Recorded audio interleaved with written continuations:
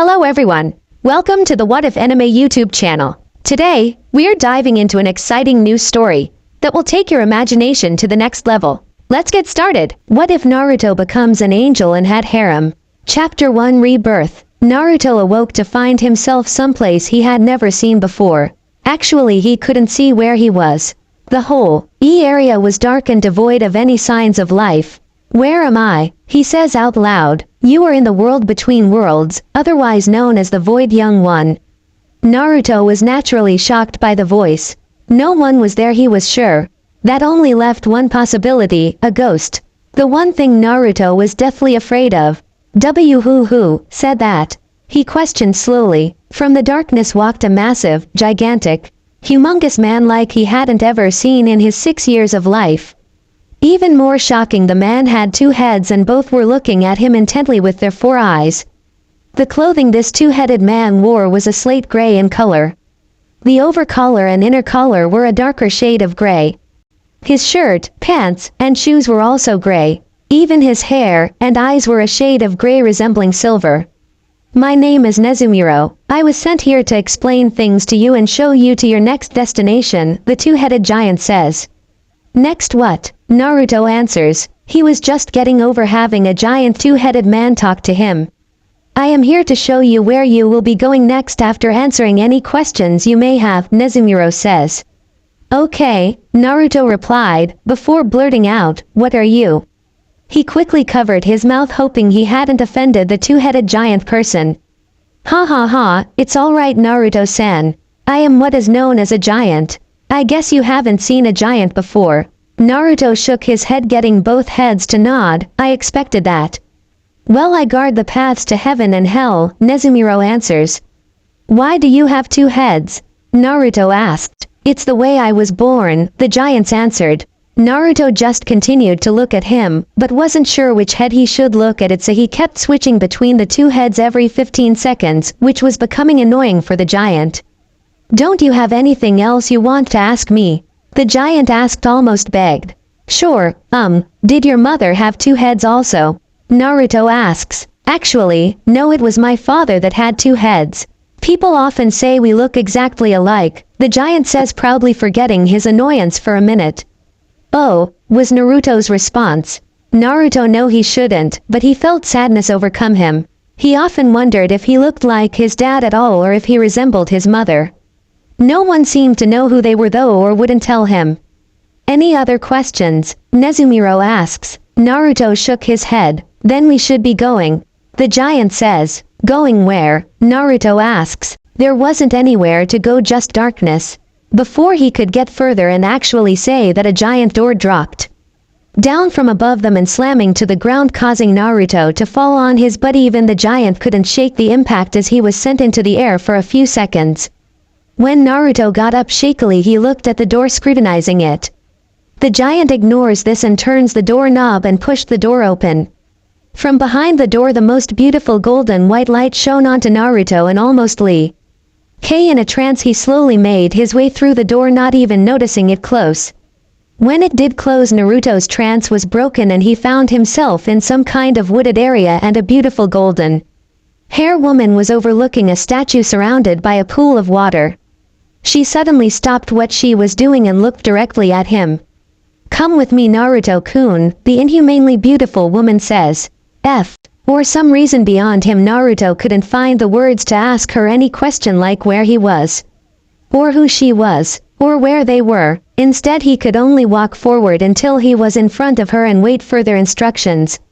Listen to me closely, Naruto-kun. I know you do not know me, but I have been with you every second you have been alive since your conception into your world. I feel a great connection towards you and have seen what lies ahead for you if nothing changes. I cannot change your destiny, Naruto-kun, for you affect far too many people and lives. However, there is something I can do. I am going to make you one of my warriors, Naruto-kun. I am making you a warrior of heaven, an angel. When you wake up back in your world, you will find I have given you a number of gifts. Not think you are undeserving of such gifts, because in my eyes you are a worthy champion. Please grow strong, Naruto-kun, and protect those that you care for and love, the woman tells him. With that, She bends down unintentionally, giving him a glorious view of her cleavage that goes unnoticed by the 6-year-old child, and gives him a kiss on the lips. The kiss lasts but only a moment, but it was not a transfer, a portion of her power, and leave an indelible image in the child's mind. Once separated, the woman gets up and returns to gazing in the fountain, and Naruto found his body walked back the way he came. He desperately tries to gain control of himself and just manages to turn his head and call out one's question. "Who are you?" he asked. The woman turns and gifts him with the most amazingly wonderful smile he had ever seen or would hope to see before she answered just before he made it to the entrance exit of the wooded area. "You may know me as Kami," was her simple reply. Naruto was in too much shock at the answer, never for once questioning its validity or not, as he walked back through the door and once again found himself standing in front of Nezumiro. What was th at?" he asked, still in awe and confusion. The giant just smirked at the look on the boy's face. Everyone reacted like that when meeting Kami, no matter how many times they did so, except for a handful of gods, demons, and angels. "You will soon find yourself awake and back in your apartment, Naruto-kun," the giant tells him. "Is this a dream?" Naruto asks. "When you wake up you will see this wasn't a dream. Goodbye, Naruto. Have a good and long life," the giant says. Naruto felt like he was falling asleep again as his eyes began to get droopy, and he slowly made his way to what he guessed was the floor. Just as his eyes were almost shut, the giant called out one last time. "When you wake up, don't be alarmed. He is a gift that will stand by your side forever. Remember to treat him well, and you will have a friend for life." Naruto hears before everything goes black. I probably should have told him we took care of the Kyu by. I'm sure he'll find out soon enough," Nezurimo thinks out loud. He then walks back through the dark atmosphere, disappearing from sight. There were more souls to pass through, way more, and he needed to get back to work guiding lost souls on their proper path. Naruto's apartment. The sun shone through the window of the little apartment Naruto resided, forcing him to wake up. He tried to go back to sleep, but the sun seemed to shine even brighter and hotter right on his face. When he finally did get up, he noticed the floor seemed a little closer to the bed, because his feet actually touched the ground and his knees bent a little. Which wouldn't be unusual, except the bed was for someone half his age that had been given to him by the Hokage. When he moved in 2 years ago, and his feet never touched the ground before unless he got out of the bed. Shaking off the strangeness, he then got up and moved towards his bathroom, still half asleep. Unaware, his foot hit something solid, which woke him up immediately.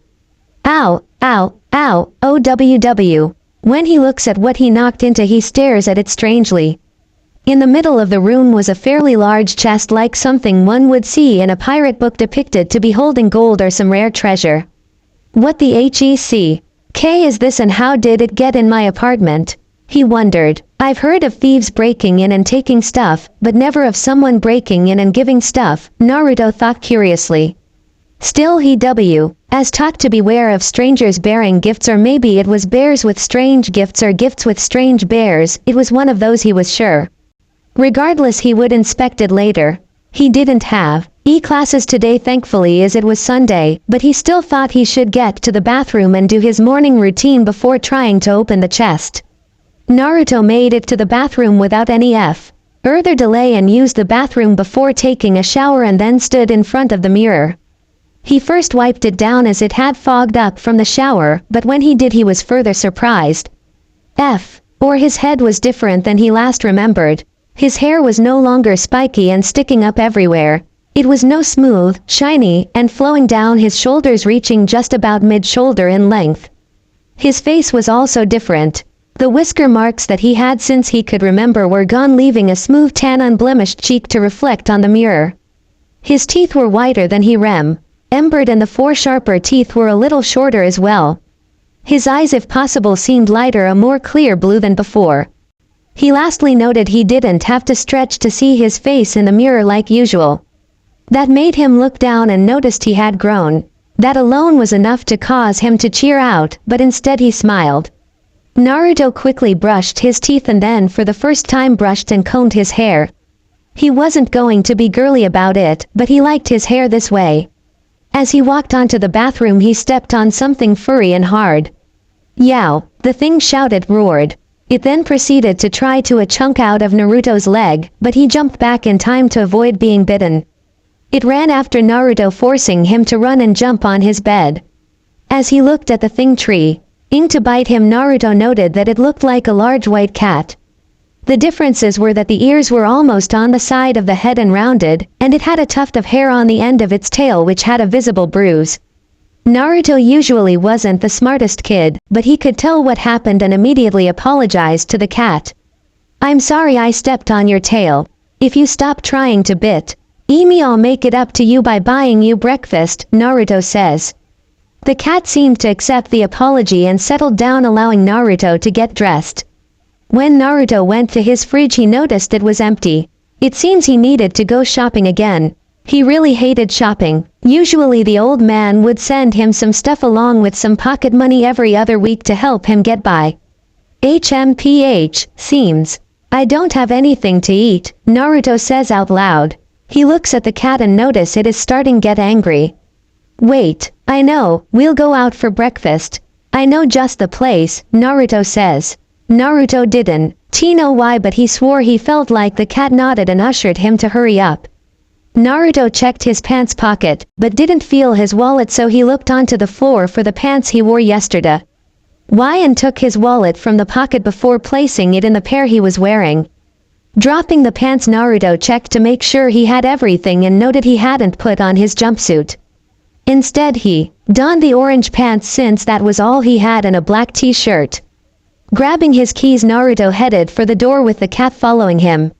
When Naruto opened the door he noted the cat ran out in front of him but waited at the steps for him, allowing Naruto to close and lock the door before they made their way down the stairs, with Naruto being careful of the tail.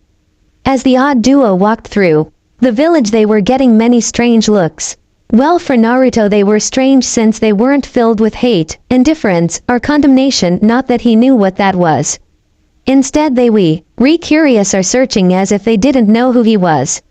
This was good news to Naruto, as he always hated the way a majority of the villagers would look at him. When they made it to Naruto's destination, which of course was Ramen Ichiraku, Naruto picked the cat up and sat him on an empty stool at the counter and then took the one next to it. "Welcome to Ramen Ichiraku, how may we serve you?" said a cute dark-haired girl. This was Ayame, waitress at Ramen Ichiraku and daughter of the proprietor of the shop.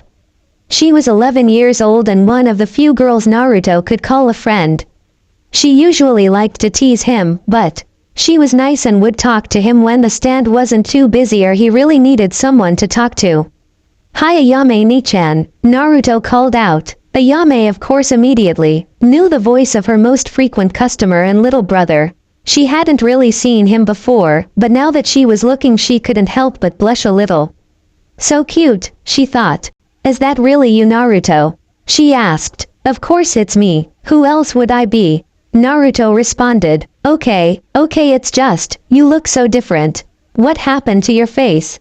Ayame asked. "What? Is something wrong with my face?" Naruto asked. No, it's just, your cute little whisker marks are gone," Ayame told him. "Oh, I don't know. I woke up and they were gone and my hair was different as well," Naruto responds. Ayame nodded and gave a big smile. "Alright Naruto-kun, what can I get you?" Ayame asked. "Actually I'd like a bowl of shoyu ramen please, and if you have any meat I'd like some for the cat," Naruto orders. Ayame froze in shock, as did Tuki, their number one customer and favorite ramen addict, whom usually ordered 10 bowls of ramen, but never less than 3 was ordering a single bowl. For Tuki he didn't know what kind of hell he had been transported to. He was already calculating all the lost business if this wasn't one time thing. His prophet demanded that Naruto be a ramen-eating pig with a bottomless stomach. He only had a handful of other customers that ate anything close to what this boy did on an almost daily basis. And he couldn't count on luring an Akamaiki, because they had on their own restaurants and shops. Ayame had brief thoughts similar to her father's, but she was mainly shocked that Naruto had said please. She loved her little brother, but the kid had the manners of a savage. She had taken it upon herself to try to teach the lonely little boy some manners, but her lessons always seemed to go in one ear and out the other. Plus, he never showed any interest in the things she tried to teach him, so she had quickly stopped. Chuki was the first to break out of his shock as a pan caught on fire, forcing him to deal with it. The Yame also broke out of it soon after as her father called for help. Those at the stand, including Naruto, watched with interest as the father-daughter duo combated the flames. Thankfully it was a small fire and they were able to put it out before any real damage was done, meaning they could continue serving customers. When Ayame came back out half an hour after she left, she was holding Naruto's bowl of ramen. "Sorry for the wait," Ayame apologized. "It's no problem. I don't mind waiting, but are you guys alright? Nothing was damaged, right?" Naruto asked. Once again Ayame was stunned and missed the last half of the question. Naruto never liked to wait. Even though it only took 3 minutes or less for her father to cook up his meals, he would always complain for the whole 3 minutes. It was really annoying, but he was always so cute as he waited and fidgeted, anxious for a bowl. Tusi had also heard and was again surprised, but reined it in as he didn't need another fire. The first one was already going to cost him in repairs. He also answered for his daughter, thanking the little blonde for his concern, which also meant he got his first look at Naruto and couldn't contain his surprise. He asked the same question Ayame had earlier and got the same response. "I think you should go see the Hokage, Naruto. He might want to see your changes for himself," Chuki directed the boy.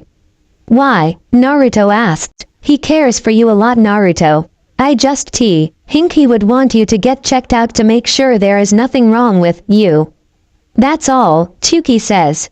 Naruto looks questioningly at the old cook. He detected that pause and found it odd as well as being told to see the Hokage for something that wasn't a big deal. So his hair was different, the whisker marks were gone, his eyes were clearer, and he was a little taller. He was also thin, King more clearly and noticing things he hadn't before, but that went unnoticed by the blonde. "Okay, but can my cat get some meat before we go?" Naruto asked. When Chuki looked beside Naruto, he indeed saw a white cat, which he would have mistaken for a kitten because it looked so young, but it was bigger than any kitten he could remember seeing before. "Sure, coming right up," Chuki says. "Ayame, Ayame, Ayame," Chuki shouted, getting the girl's attention. "Take this over to Naruto," he says a few minutes later, handing her a plate. Ayame took the plate and sat it down in front of Naruto. She read what he wanted the extra meat for when she saw him sit it down on the stool next to a white cat that didn't seem quite normal. "Where did you get the cat, Naruto-kun? You aren't taking in strays again, are you?" the young girl questioned. "No, I don't know. He was in my apartment when I woke up and I stepped on his tail, so I offered him lunch and he came with me," Naruto responds. Ayame nodded at the story, but just found it all too weird. She decided to let it go. Everything with Naruto was a little weird and she had come to expect that sort of stuff where he was concerned. "Does he have a name tag? Maybe he belongs to someone?" the older girl asked. Naruto just shook his head. He hadn't seen any tag and for some reason he felt the little guy belonged with him. "Then you'll have to take good care of him," Ayame says. Naruto smiled at the girl and nodded before finishing his bowl of ramen. Ayame also noted that he took longer to eat and wasn't as messy as usual. Things just kept getting weirder and weirder. Then when Naruto stood up, he actually took money out of his pockets. Ayame briefly wondered where his little frog wallet had gone, but shook that off for the surprise of Naruto plunking down the correct amount of money and a little more for a tip, plus paid some of his tab off.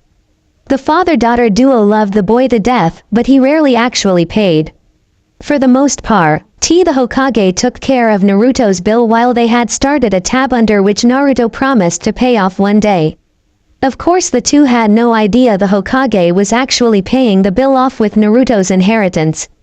But that wasn't important. When Naruto left heading for the Hokage mansion where the Hokage's office resided, Chuki came out from the back for a break as the place had become empty, which sadly wasn't unusual during or for half an hour after Naruto ate there, although some of that was because of how the boy would eat.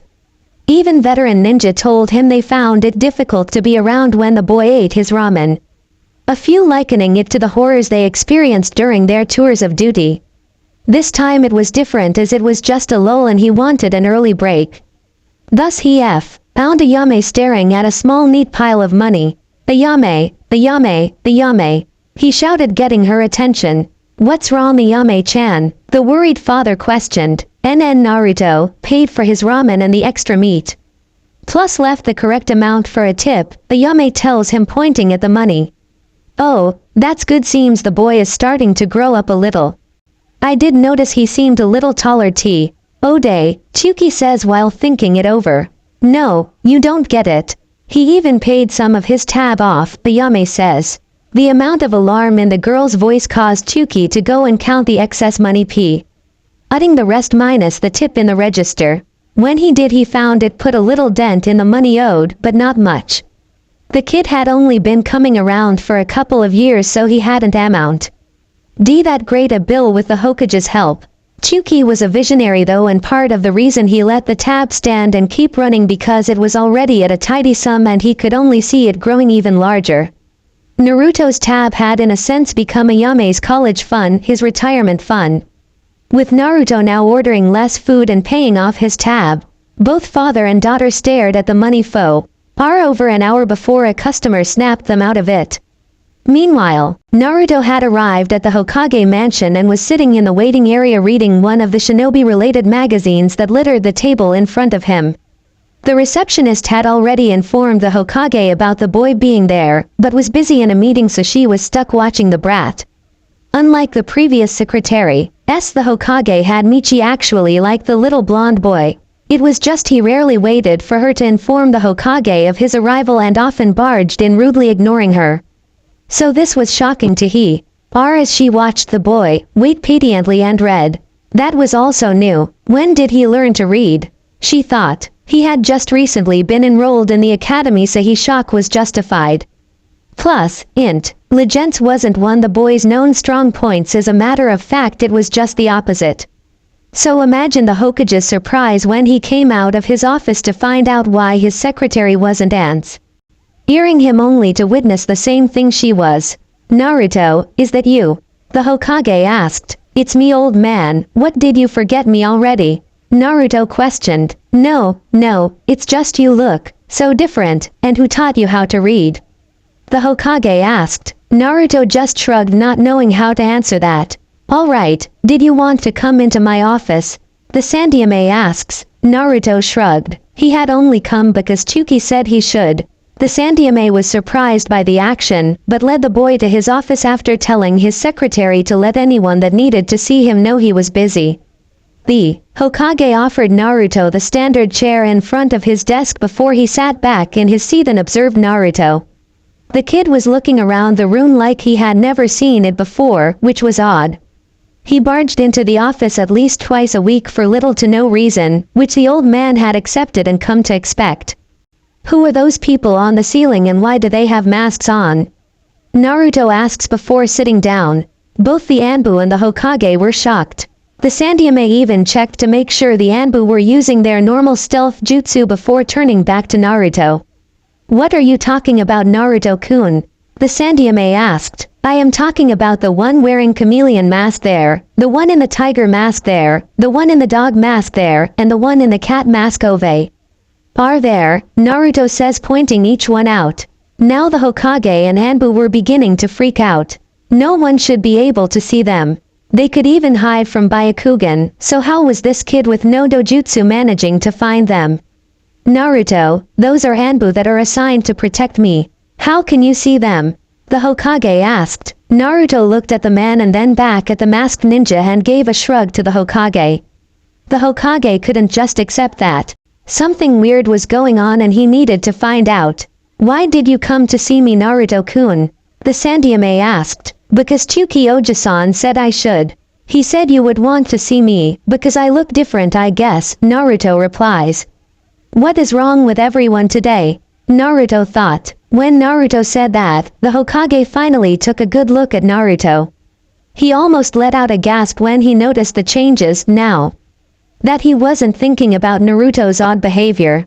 Only his experience helped him keep from showing too much surprise. This could be serious. I need to get Jiraiya here fast. Something has happened and I'm sure the QB is behind these changes. But I need to stall, I know. I'm glad he did, my boy, it's always good to see you. Unfortunately I have a meeting in a few minutes and more paperwork to do, so I would like you to come back tomorrow after school lets out. Is that okay? The Hokage asks. Sure, Naruto says with a shrug. He had been shrugging a lot today, he realized. Good, then I'll see you tomorrow, the Hokage says as he stands up. Alright, Naruto says as he and the cat walk out the door. Sarutobi was thrown for another shock when he noticed the cat. He hadn't even seen it before. This was bad, really bad. He didn't have a good feeling about this. Then again, it might just be the paranoia of an old war vet. But he couldn't take that chance. As soon as the door shut, he summoned Enma and had him deliver a message to the toads. He knew Enma hated playing delivery ape, but this was the quickest and most secure way to get a message to Jiraiya. He then looked to his Anbu detail to find the redoing their stealth jutsu just to make sure it was active and functioning properly, which it was. The Hokage also made a note to visit the ramen stand and talk to Tuki directly to get his perspective. Naruto didn't know it, but Tuki had actually been a shinobi during the First and Second World War. RS up until he met his wife and she gave birth to little Ayame. Now he just needed to figure out a way to smuggle Naruto into the hospital without the council or the civilians being notified. He would contact the clan heads when he figured out whatever it was that was going on and then tell the council. He was sure the civilians would find out soon enough afterwards. With Naruto, he had made it CK to his apartment without incident and was now looking at the chest. The cat was there as well, watching him strangely. Naruto decided he should try and open it. When he did, what the heck is all of this? He questioned out loud. Thank you for reading the first chapter of this new story, which some of you may notice is the first story I actually released on this site. I felt bad about taking IT down and putting a new story in its place, so I decided to bring it back and redo it. I hope you liked it. Chapter 2. Disclaimer. I don't own Naruto Chapter 2 Discoveries. Naruto began to pull everything out of the trunk. In the trunk, Naruto found a bunch of paper scrolls. All of them were blank, littering the space of the trunk with no clear purpose or reason. Wow, Naruto heard from behind him. Naruto turned to find the cat looking at him. It was a little unnerving. What is it, boy? Are you still hungry? Naruto asked. Surprisingly for Naruto, the cat shook its head. Naruto didn't know much, but he was pretty sure cats weren't supposed to do that. Thirsty? Naruto asked. The cat seemed to pause before once again shaking its head. And once more Naruto was surprised that he could actually tell what it was thinking. So, you want something to drink, but that isn't what you want? Naruto questioned. This time the little cat nodded. Okay, this is weird. Maybe I should ask somebody for help, Naruto thought. Then what do you want? Naruto asked. The cat started making motions with its head again, but it wasn't a shake or nod. Yet, once again Naruto could tell what it wanted. You want me to come closer? Naruto asked. This got a nod, so Naruto moved closer. However, that still didn't seem to satisfy the cat, so he got even closer and closer until he was kneeling at eye level with the cat. Now what? Naruto asked. The cat raised its right paw and placed it against Naruto's forehead. Instantly Naruto noted he wasn't in his room anymore. He was in a big wide open spot. And that cat was just sitting looking at him. Where am I? Naruto thought. Did I pass out or am I still in my room, or is this heaven? He would have kept going, but a voice stopped him. We are in your mind. Namikaze-san, the voice said. My mind? Who said that? Naruto asked. From out of the light walked a huge white cat of some kind. It was white with round ears on the top of its head almost on the side and a tuft of ash blonde hair on the end of a rather large powerful looking tail. It was almost as tall on all fours as an average height full-grown man with a large amount of ash blonde hair surrounding its head and neck. And it had large intimidating amber eyes that seemed to stare through him more than at him. What are you? Naruto asked. You don't recognize me, Naruto. I believe we already met this morning. The large cat says. The odd thing was its mouth never moved. Still Naruto now knew who it was, but that didn't answer as to what it was. But, you were much smaller this morning, Naruto voices. In the mortal realm I appear as a cub, but this is my true form. Namikaze Uzumaki Naruto, I was sent here by Kami-sama to guide and protect you as well as provide you with companionship, the cat explains. What kind of cat are you? Do you have a name? Naruto asked. My name is Tsuneo and I am what was once known as a lion, he explained. A lion, what's that? Naruto asked. Lions are in the same family of big cats as tigers. We reigned over the deserts and grasslands of a foreign land. Unlike the tigers you are more familiar with that mainly hunt in forests. Hunt in prides are large family units unlike tigers that mostly hunt alone, the lion explains. Naruto nodded at the explanation. He got all of that surprisingly. He realized his thoughts seemed clear. And he didn't struggle to follow what the cat was telling him. Why are we in my mind? Naruto asked. We are in your mind so that we can talk in private. I know your senses haven't developed enough that you would be aware of this. But the one you called old man is somehow spying on you right now and has been since we left his office, the cat tells the boy. What? No way the old man would spy on me, Naruto retorts. I'm sorry Naruto, but he is, although I do not know how he is doing it, Tsuneo affirms. Naruto didn't want to believe it. He trusted the old Hokage more than anyone in the village. He had practically known the old man his entire life and he was one of the few people that treated him nicely. Why would he do that? Naruto asked. If I were to guess I would say it has something to do with the changes he noticed in your behavior and appearance. He's probably just worried about you, Tsuneo offers. Naruto nodded at that. He could believe that, but he still didn't like that. He was being spied on regardless of the reason. So, what did you want to tell me? Naruto asked. Well, I told you about me, my name, and why I am here. I guess I should explain the chest and the paper you found inside of it, the lion says, thinking out loud. Yeah, what was all of that? Naruto asked. The chest was a gift from Kami-sama. It can store anything you deem valuable inside of it. Its purpose, however, is to hold the gifts and knowledge that Kami-sama wants to bestow upon you. Those scrolls that appear blank to you right now are filled with lessons, equipment, weapons, clothing, and a few gifts. They are blank because you are not ready to open them, but once you are at an appropriate level the writing will reveal itself to you and only you. Now if you will place the scrolls you took out of the chest back in, I will show you a feature of the chest that I am sure you will grow to appreciate, Tsuneo says. Naruto did as asked, placing the papers back inside and then closing the chest. A function of the chest is that it can grow larger or smaller to accommodate your needs. Say for example you were going to be gone a while. In the chest are extra scrolls that can act as storage devices exactly like the storage scrolls ninja use. You fill the scrolls up, place them in the chest, and shrink it by pulsing your energy over the chest and saying the word, shrink. The chest will then become small enough to keep in the palm of your hand. You can also make it large by doing the same thing, only saying the word, enlarge. You can control how big or small by simply commanding it to stop once it gets to the size you desire. Now you can place regular scrolls in the trunk and they will be fine if the trunk is kept at its normal size or large enough that there is enough room to fit them in. However, if you were to shrink the chest with a normal scroll inside of it, then things would get messy and the scroll would be destroyed since it wouldn't be able to handle the pressure of the trunk compressing down to a smaller size, Tsuneo explains. Naruto nodded. Then Tsuneo had him shrink and enlarge the chest a few times just to make sure he got it. I guess I should also explain some things about you, like why the old man and the one you called Tsukioji-san were behaving so strangely, the lion started. Naruto focused squarely on Tsuneo when he said that. He always had a lot of questions, but no one ever wanted to tell him anything. The closest he ever came to an answer was Ayame telling him that adults always did that and to not let it bother him. But it did bother him, a lot.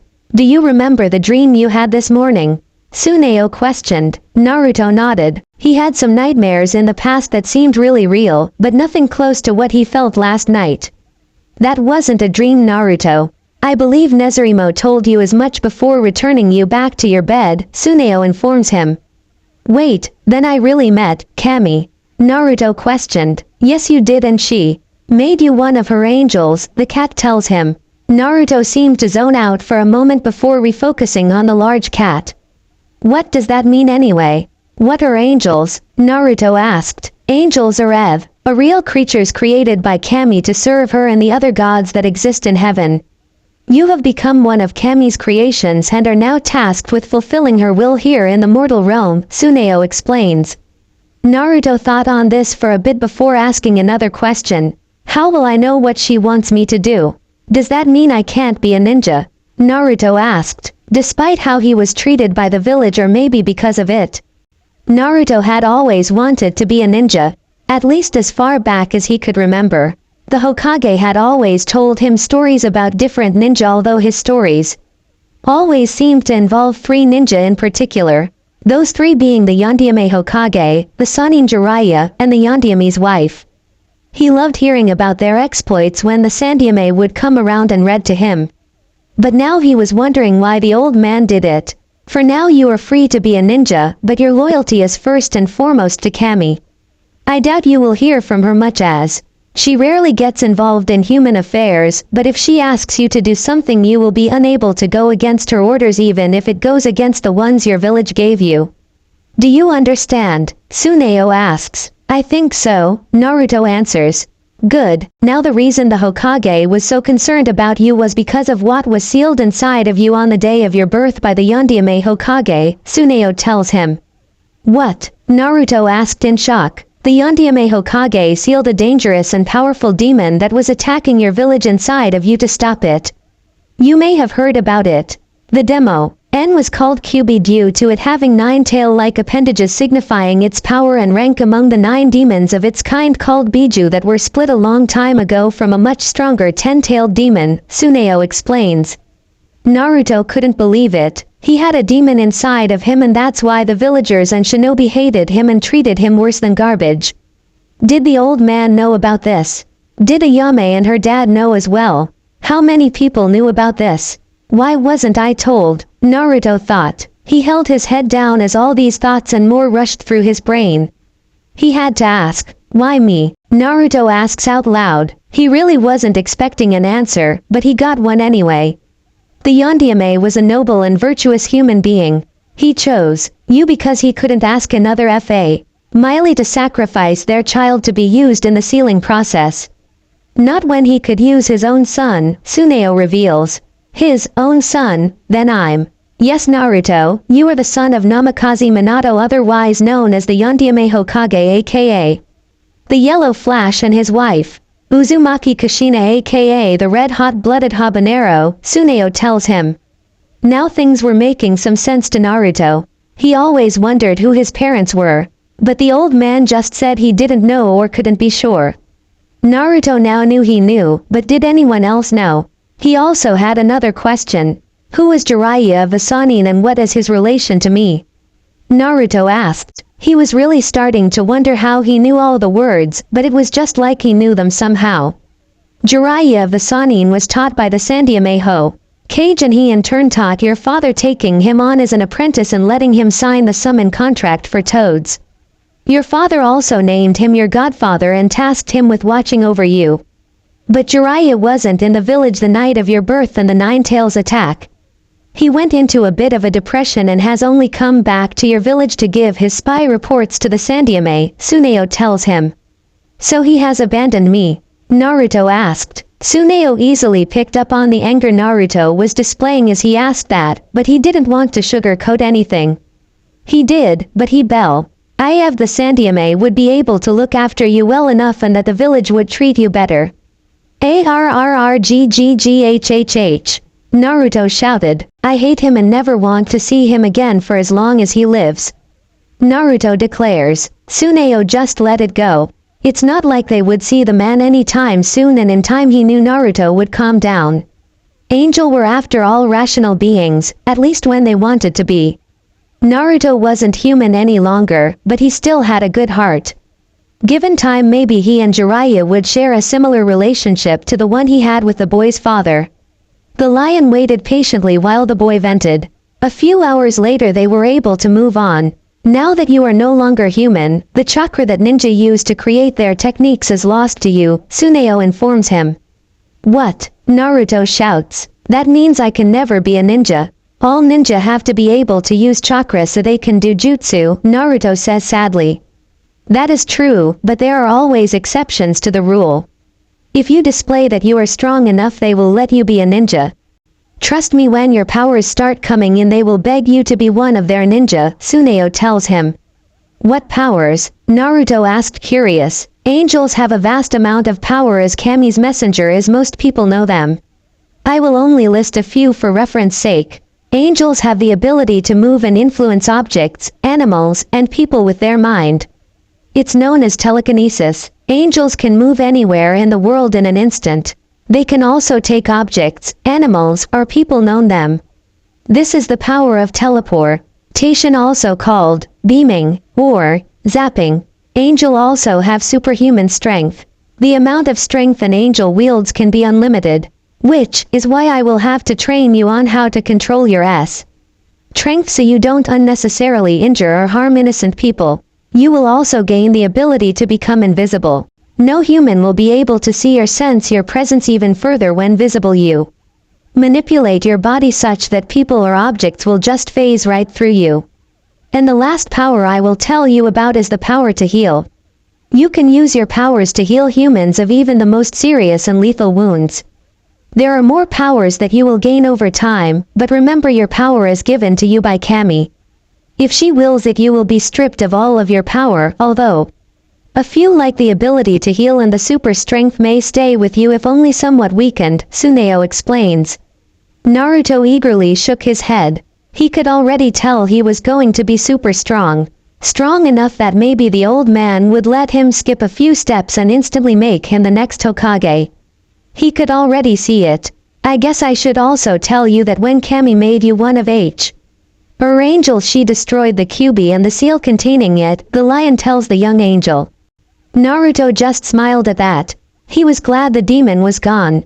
Maybe when the villagers found out they would leave him alone and stop being so mean to him. When I remove my paw from your forehead, you will find a scroll sitting on your lap. Channel some energy by mentally searching through your body for a feeling of power and then call upon it, focusing on your right hand, then place it over the scroll. In the scroll are clothes that you will wear, because I will not allow you to disgrace Kami-sama by wearing that ridiculous outfit any longer, Tsuneo says. Naruto nods. He didn't like the jumpsuit either, even if he did like the color orange. That didn't mean he thought it was a good idea for clothing, at least not the entire outfit anyway. When Naruto found himself back in his room, he found the scroll on his lap just like Tsuneo said it would be. He picked the scroll up and stood shaking his legs a bit. He looked out his window and found it was already late in the afternoon. The sky had turned a beautiful shade of reddish-orange. This was his favorite time of day, because of the orange sky and the sun going down, so it wasn't hurting his eyes. He decided to look out his window until the sky became darker and then put the clothing scroll back in the chest. He didn't need it right now as it was time for bed. But oddly he didn't feel sleepy at all. Tsuneo watched as Naruto eventually did manage to sleep. He would tell him about angels not needing to sleep or eat another day. It wasn't affecting him and might help things out if he slept like normal for a while longer. The next morning Naruto went through his normal morning routine, except instead of going to his closest he went to the chest that was still sitting in the middle of his bedroom floor. When he retrieved the scroll, he was surprised to find pictures of many different types of clothes and sizes.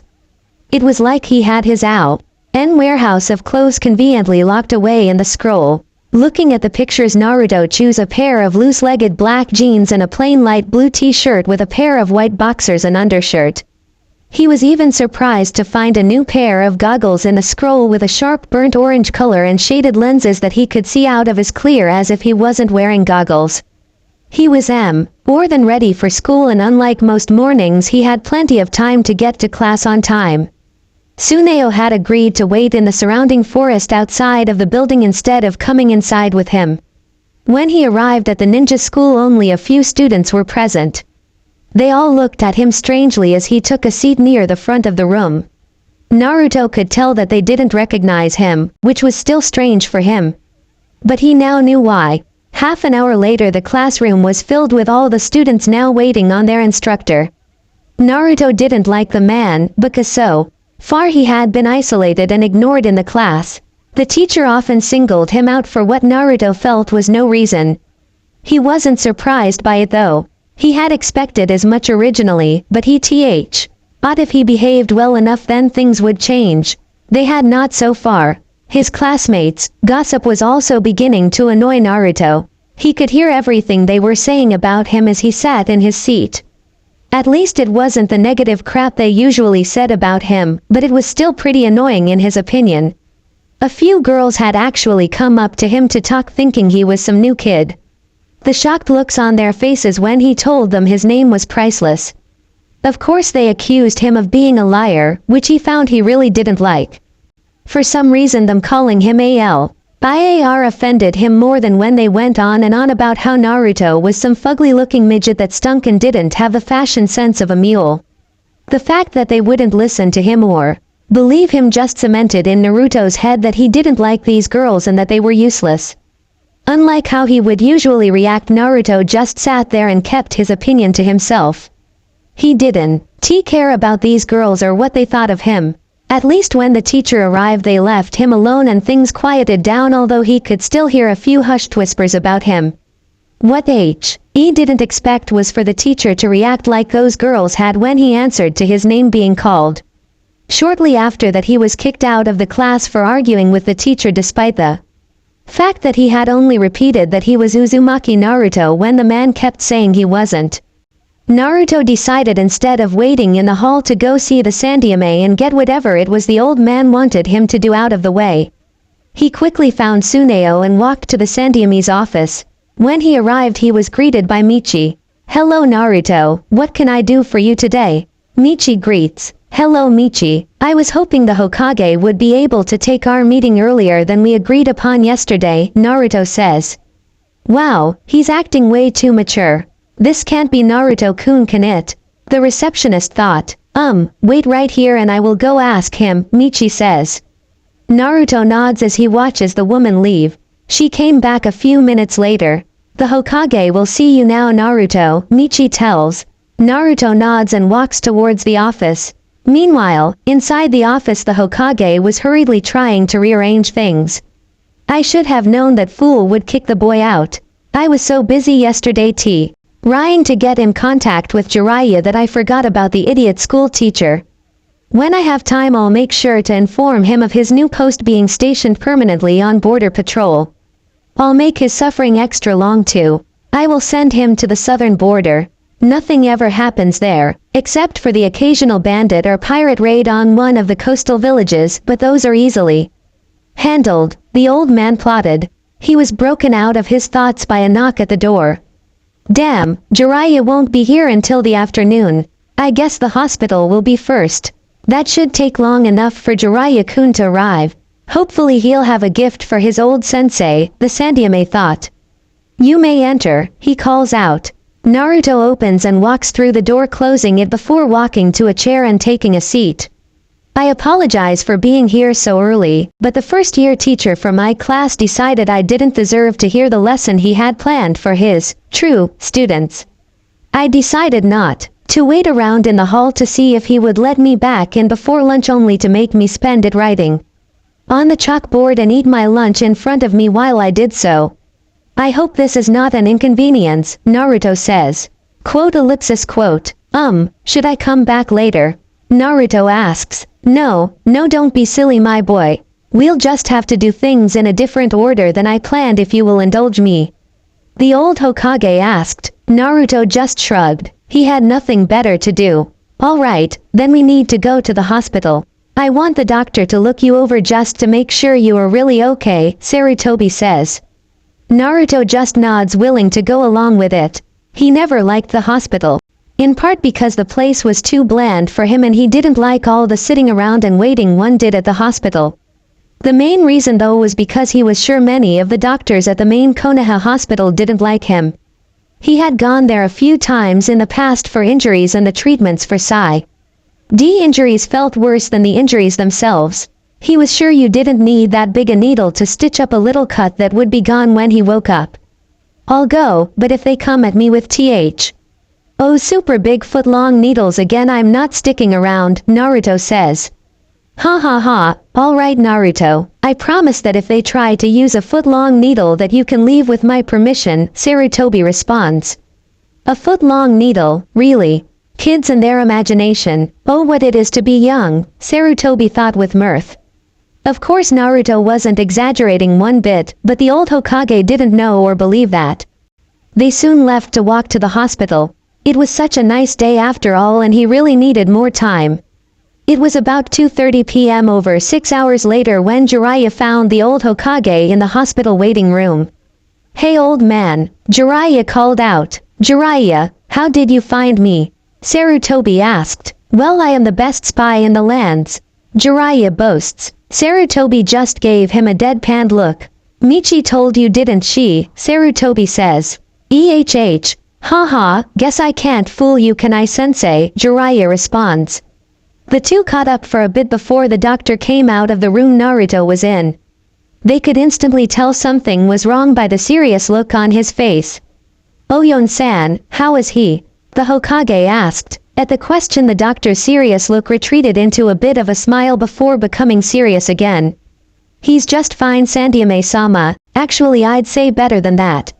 We have never seen results like this before, Oyon informs them. He then hands the old Hokage a thick file overflowing with charts, diagrams, notes, etc. The Sandyame just looked at all with nothing but dread. I can't read all this. Why can't everyone just give me nice simple one-paged reports with only the necessary information written down for me to examine? He thought. He could tell Jiraiya was trying to read it over his shoulder and was equally annoyed. Medic nins were always so focused on the littlest detail. The Sandyame looked at the young, but very talented medic nin. Is there something I should know before I read these, in more detail? The Sandyame asked. At this the doctor frowned. You should know that Naruto-kun will never be a ninja, the doctor says bluntly. Oh, what? The Sandyame shouted. Everyone in the area stopped what they were doing and stared at the man. What could have riled up the sweet, gentle old man so much to cause him to shout? Of course some came to the conclusion it was the demon brat. It was always the demon brat. Calm down Sandyame-sama, Oyon says. Jiraiya meanwhile was also freaking out, but was keeping it together hoping it was just a misunderstanding or something. Please don't let anything be wrong with the boy. Minato-kun will never forgive me if there is, Jiraiya thought. Fine, I'm calm. Now explain, the Sandyame orders. Perhaps we should go to my office, the doctor says seeing they were still getting looks. The Sandyame and Jiraiya nod thinking it would be for the best. It took a few minutes to reach the doctor's office and after he locked the door the Sandyame erected a barrier. The doctor didn't even question the act as he knew what he was about to say should be heard by as few ears as possible. He now regretted not doing this first. The three men took a seat with the Sandyame and Jiraiya taking two comfy seats sitting in front of the doctor's desk. Please explain, Oyon-san, the Sandyame says seriously. When we started to examine Naruto we first noticed that he had a significant growth spurt recently, which was all that shocking for a growing boy so we overlooked it initially. We did take samples of his blood and hair to be analyzed while we continued to check him. After recording his new measurables we checked his chakra levels. This is where it got weird. When we checked we found a significant energy level inside of young Naruto, but it wasn't chakra, the doctor started to explain. What do you mean it wasn't chakra? Jiraiya butted in. I mean after doing extensive tests we could find no traces of chakra in Naruto-san's body. He doesn't even have a chakra network that we could detect, the Medinin informed them. What? Both men shouted. Furthermore we could not find any traces of demonic chakra inside of him, the doctor continues. That's impossible. That seal was created through use of the god of death. Jiraiya shouted, I don't know what to tell you. It's almost as if his body has been purified and everything was removed, Oyon says. But you said there was another energy source inside of him. The Sandyame interrupts. Yes, Hokage-sama, it's completely opposite of the demonic chakra that was inside of him. We have come to conclude this foreign energy is the cause of all the changes, the medical ninja says.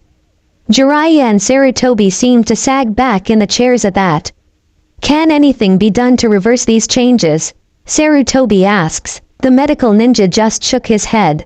I am sorry Sandyame-sama, but all of this is beyond my skill level. Perhaps someone like Tsunade-sama could figure it out, but currently we are at a loss about what to do.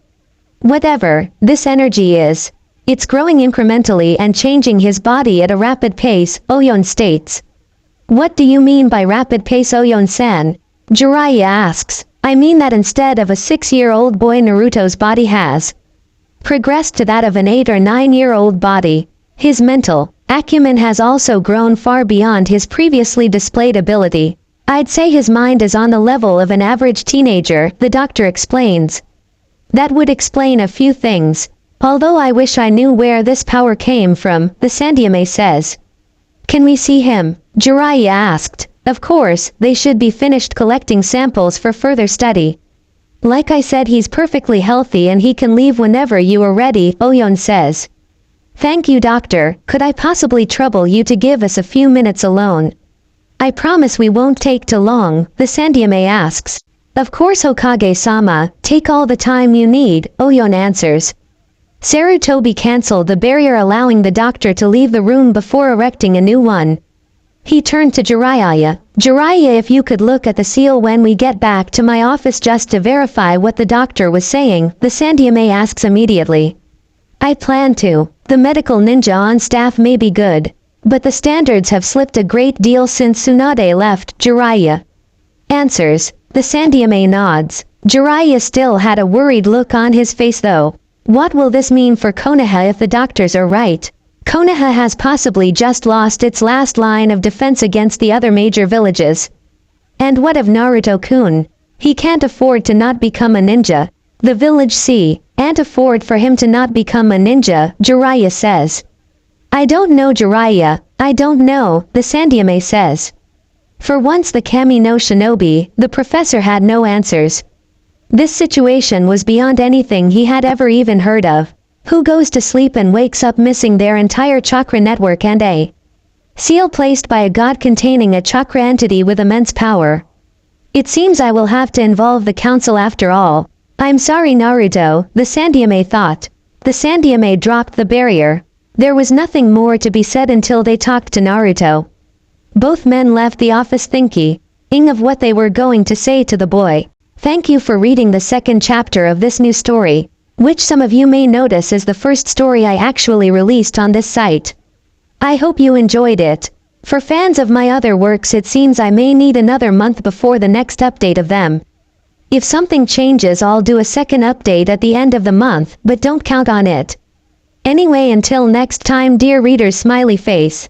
Chapter 3, Disclaimer. I do not own Naruto or anything related to the series manga. Chapter 3, the Hokage, Jiraiya, and Naruto had finished their business at the hospital. They were now back in the Hokage's office. They made a little detour to Ichiraku Ramen as it was time for lunch. Of course, when Naruto didn't try to bankrupt him by ordering 20 bowls, the Hokage once again became shocked. Naruto had only ordered one bowl again, and it wasn't even the largest size bowl the ramen stand carried. Instead, Naruto had ordered a small bowl, saying he wasn't very hungry. That threw everyone in the small stand for another loop. A Naruto that wasn't hungry. More importantly, not hungry for ramen. Tsuki had to excuse himself as he cried into his apron. My precious income, my second home, my vacation property, my retirement, gone, all gone. I didn't even get to finish paying for that new stove I normally couldn't afford, Tsuki lamented. Ayame was the one that actually prepared their meals. The flushed look on her face when she gazed at the boy she often referred to as a little brother did not go unnoticed as she handed them their order to go. Naruto thanked Ed the 11-year-old for the food before they left, causing her to blush even more.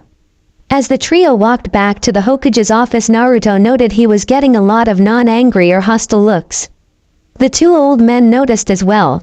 This served to lighten the mood a little as they entered the Hokage's mansion.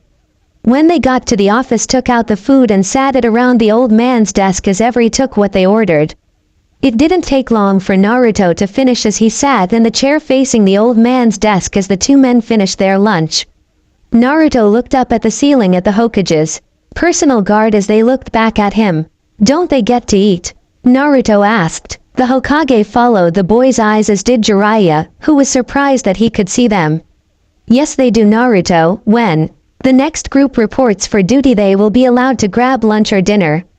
They will have to wait until then before they can eat," the Hokage answers.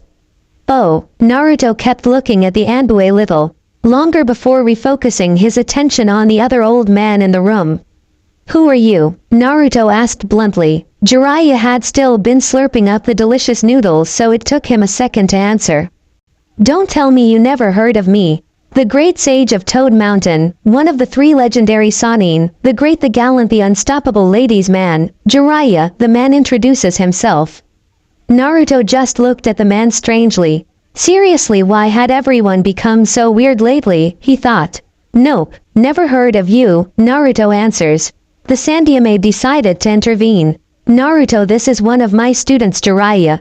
Jiraiya-kun is a legendary ninja and was the one who taught the Yondaime before he became the Hokage. Here is an ads. He was also supposed to be my godfather, correct?" Naruto says. Both older men turned shocked looks to the child. "What?" Naruto asked. Seriously, having everyone stare at him like they were was unnerving. He could feel the Anbu's stares as well. "Who told you that?" Jiraiya asked seriously. "I'd like to know that as well, my boy," the Sandyame adds. Naruto couldn't see it as he wasn't looking at them, but he could just tell those Anbu were nodding their heads. Naruto wouldn't be intimidated and showed them all that. "What does it matter who told me? The fact is I know, and I'm not happy about it," Naruto states firmly. Both old men looked at the boy suspiciously. He wasn't telling them something, and now that they thought about it, maybe there was a lot he was hiding. "Naruto, this is serious. I want to know who told you about Jiraiya being your godfather." Sarutobi asked sternly. Naruto calmly sat in the chair. "And I am being serious. You have been hiding things from me my entire life. I'm entitled to some secrets as well," Naruto replies. The Hokage and Anbu could only blink at that. Whatever happened to him, this wasn't the little ball of fire and sunshine they knew before. "Haha, I like you, kid," Jiraiya says with a big goofy grin. "Can we get on with this? I'd like to know why I had to go through that examination that doctor gave me," Naruto says. Sarutobi coughs a little and nods to Jiraiya. Before the old man answers that, "I need you to saint and up and remove your shirt, kid," Jiraiya directs. Naruto complied and took off the shirt and undershirt. Jiraiya was creeping him out as he looked at his bare stomach. "Can you channel cha?" Jiraiya had forgotten the kid had no chakra now. "No, I don't have chakra anymore," Naruto says as if Jiraiya had finished the question. This shocked both men again. They never considered that Naruto might know he didn't have chakra. "Care to tell me why you don't think you have chakra anymore, Naruto-kun?" Sarutobi asked. "Because the same being that told me about Jiraiya told me that I no longer have chakra as well," Naruto answered. "Did they tell you anything else?" Sarutobi asked. This whole thing just kept getting weirder and weirder. It was all serving to give him one big headache. "They also saw it that the seal containing the Kyuubi was removed from my body and destroyed," Naruto answers. "What?" Everyone in the room shouted. "That's simply not possible," Jiraiya says. "Then check and see for yourself," Naruto responds quickly. Jiraiya immediately set to do just that as he channeled his own chakra to his fingertips and traced the boy's stomach, chest, and back, searching for the seal. "Eve!" Surely he stopped and shook his head at his old teacher. Sarutobi just slumped back in his chair. Naruto meanwhile ignored them and put his shirt back on. This whole day had been nothing but a pain for him. He sat back in the chair as the adults took in and digested what they had learned so far. "I guess this means I won't be able to be Hokage someday?" Naruto asks, breaking the silence. Sarutobi focused on him for a moment before answering. I'm not going to lie, Naruto-kun, it will be extremely difficult without chakra. I can allow you to stay in the academy and I will inform the headmaster ND teachers of the academy of your condition and that you are excused from anything jutsu related. As a result, you will have to score near perfect marks in the academic, weapons training, and taijutsu martial arts portion of the graduation exam to pass. I'm afraid that without being able to do jutsu you will be automatically labeled the dead last of the class and slotted into the appropriate team. Upon graduation with your class's top male and female genin candidate, Sarutobi tells him. Naruto nodded, finding that satisfactory. I would like to have whatever belongings my parents left me, please, Naruto asks politely. Jiraiya and Sarutobi shared a look before turning to the kid. Your parents left you their house, but I'm afraid without a proper guardian I cannot release the house to your sea. Are before your 18th birthday or until you officially become a ninja, Sarutobi says. I'd be happy to look after you, Gaki, Jiraiya interrupts. I can wait, Naruto responds. Are you sure, Naruto-kun? Jiraiya here can help make sure you pass the academy with top marks, Sarutobi tells him.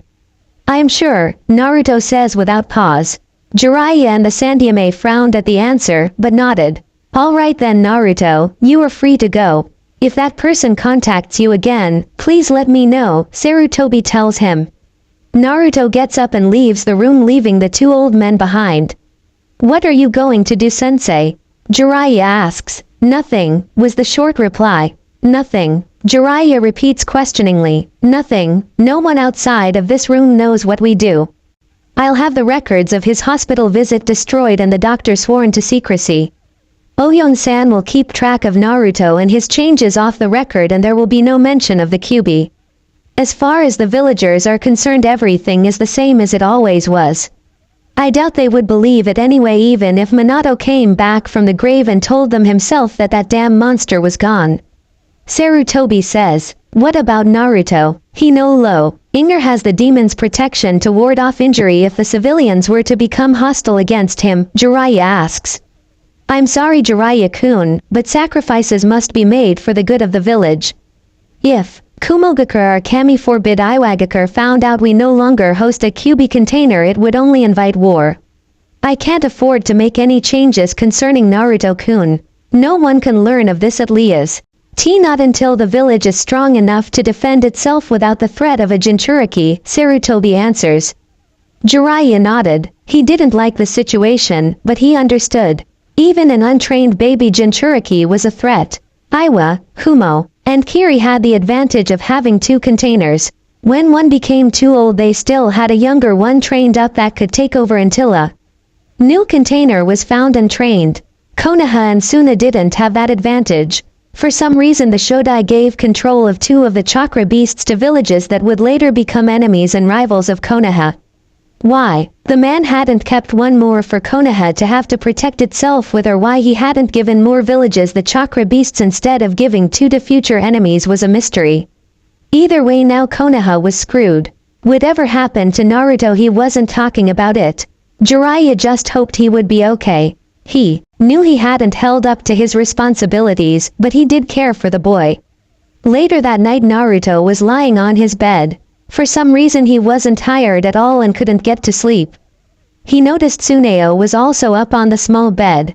He didn't even have time to blink before he was CK in his mind, only this time they appeared to be in some mountainous area. Naruto took in the surrounding landscape for a minute before finding the still small white cub. Now that his mind was off area, he could also tell he was still in his pajamas and there was wind blowing. Where are we? Naruto asked. This is where I will train you every night until you mature fully into an angel, Tsuneo answers. Every night, won't I need to sleep? Naruto asked. You are no longer a human, Namikaze-san. I will allow you time to rest, but you will find that you no longer need to sleep or rest every day. Angels can go for years without sleep or rest, but you aren't at that level yet. You're a fledgling and it's my responsibility to make sure you're ready by the time your powers fully mature, Tsunade explains. Alright, what to do we first? Naruto asked. First we'll start working on how to regulate your strength, Tsuneo answers. Soon a white light emerged from the cat and he transformed into me kind of lion-human hybrid about the same height as Naruto. What? Naruto questioned as he stared. You didn't think I would train you stuck in a cat's body, did you? You will find there are many wondrous creatures and people with abilities in service of Kami-sama. Now let's get started. We'll start off light. Give me 1,000 push-ups, Tsuneo ordered. What? 1,000? Naruto questioned. Yes, like this. Tsuneo proceeds to drop down and do 10 push-ups. Naruto noted the form and speed Tsuneo used. Now you do it. Naruto proceeded to do the first 10, then another, and another 10. Before he knew it, he had done a full 1,000 push-ups and he wasn't even sweating or out of breath. His muscles did slightly ache from use. Now give me the same number of sit-ups, Tsuneo orders. He proceeds to demonstrate the exercise again, and Naruto once again finds that he completes it with little trouble. Only now he felt the ache in his stomach. He then went on to instruct Naruto to do squats, jumping jacks, leg lifts, and pull-ups. They then stopped to relax before stretching. Now what? Naruto asked. Now we run, Tsuneo says. Before Naruto could say any more, Tsuneo took off forcing Naruto to follow and try to keep up. When it was over, Naruto dropped to his knees. He couldn't believe that had ran so far and the sun was still high in the sky. But still it wasn't over. A sword was dropped casually in front of him, forcing him to jump back a little. What was that about? Naruto shouted. Pick it up, Tsuneo says. Naruto did as instructed. He barely had time to bring the SWO rode up in front of him before Tsuneo flashed in front of him and brought his sword down on his. The resulting clash sent Naruto tumbling heels over ass as the rocky terrain tore into his skin. He managed to stop himself and stand up, sending the humanoid lion a withering glare. Naruto couldn't see it, but his blue eyes gained a soft glow to them. Glare at me all you want, but we have 6 years to get you ready for the day your powers mature and fully manifest. The training will be hard, exhausting, and relentless. Most angels are born in battle, fighting non-stop even through their accession for centuries at a time. Frankly, you're getting off easy, so I will make up for that by making these next 6 years while we train the most difficult experience you will have until Kami calls for you, Tsuneo explains. But we can't train all the time.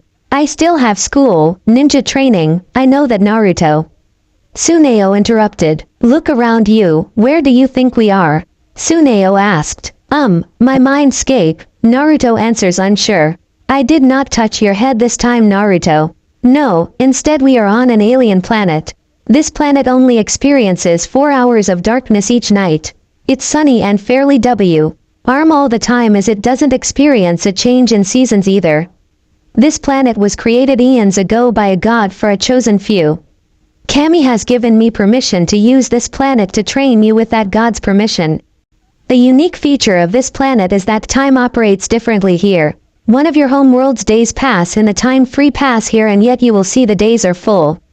That means we can train and you will still have time to get back and rest if you feel you must, and change before going to school, Tsuneo explains. Naruto just nodded, figuring he didn't have a choice, but he at least appreciated the explanation. Pick up the sword, Tsuneo commands. Naruto does, and once again he's sent tumbling head over heels across the landscape. While he lay on the ground, Tsuneo explained something else. Right now I am fighting at half the strength of what a fully matured angel is capable of. The goal of this training is for you to match my strength blow for blow with your sword and learn when the right time to surpass my strength is to claim victory. I will be varying my strength during this portion of our training so you can gauge just how much strength you need to fight different levels of opponents. It would be a problem if when you fought your fellow academy students you killed them by not knowing how to restrain yourself properly. My hope is that you will have this down in Ime before you have to spar with your classmates, Tsuneo explains. Naruto nods, understanding this would be vital training for him if he wanted to have any kind of a normal existence or friends. Pick up your sword again. This time I will come at you with the strength level of an average genin, Tsuneo says. Naruto nods, and this time he was able to stand his ground even more, so he managed to push Tsuneo back. Good, you didn't match my strength, but it was at an appropriate level. Now try again, Tsuneo commands. Next day, Konoha, Naruto entered the classroom and sat at the desk he used before. He had spent nearly 50 hours fighting and training with Tsuneo. Frankly, he was glad to have a break from the training, even if it meant suffering through another day at the academy. The little cub was a sadist. He didn't even let him have a drink of water until after their 10th hour of training. He waited as his classmates slowly trickled in and talked amongst themselves. As usual, the whispers and stares that always accompanied him were present, but unlike before, he could hear everything. Actually, it was more like he knew what they were saying more than hearing anything. Instead of reacting to anything, he sat at his desk ignoring those around him even as their words reached him. Of course, no one approached him until it was time for class and everyone took their seats, those around him waiting until the last second before the teacher stepped in the classroom to do so. When he did, he gave Naruto a look. It was full of hate, but Naruto could tell beyond that was another feeling or emotion. When the man did the roll call, Naruto was surprised to hear his name was called, but after that the surprises stopped. Well, except for the fact he wasn't picked on or kicked out by the man that seemed to take pleasure doing so. Naruto just sat and absorbed the lesson, and the teacher didn't bother him. The rest of the year Naruto was pretty much left alone. He managed to pass along to the next year. But like the Hokage said, without chakra he was indeed placed at the bottom of those that passed. During the night he and Tsuneo would train in the other world. This is the way things would go until the night of his next birthday. Thank you for reading the 3rd chapter of Choices, Angel Edition. I hope you enjoyed it. Until next time, dear reader, smiley face. Chapter 4, Disclaimer, I do not own Naruto Choices, the Angel Edition. Chapter 4, Naruto just returned from training with Tsuneo in the other world. It was his birthday, and as a gift Tsuneo showed him how he can turn himself intangible or completely invisible if he really concentrates. Half of his training for the past week on the other world was spent honing this ability. Thanks to the training, he had nothing to fear from any danger that might present itself. He also didn't have to worry about the trunk or what was inside it, as he kept it compressed and on his body at all times in a pocket on the inside of a deer hide leather jacket he bought in trade from one of the trade shops the Nara ran. It was tan in color with a dark fur lining, and the pocket was on the inside and had a zipper. The Nara were one of the clans he hadn't had much problems with even before last year. They let him be and he let them be. Besides, Naruto learned after trying to prank them once when he was 4 that they weren't much fun. They didn't even react to his prank, but he still got in trouble for it. Anyway, that left only the crap he bought from the rest of the village and his furniture as things to worry about. Not that he cared much for it, as it was mostly second-hand or junk that he found here and there. The only valuables left in the apartment that he would care about were his stash of ramen in his cabinets. Due to his reduced appetite and need to eat, all the ramen he had previously stored in the apartment was mostly still there a year later. He hadn't had it in him to throw it all out, despite finding it less and less tasty. Even Ichiraku's was losing its flavor to him. But Tsuneo explained what was happening once he asked some months back. Flashback, Naruto and Tsuneo were resting after a 4-hour-long sparring session. The bruises and shallow cuts that littered Naruto's clothing and body were fading as they sat. While taking the break, Naruto had also broken out a cup of ramen, heated it up over a makeshift fire and began to eat. He frowned as he dug into the small meal, finding it less appetizing than he remembered.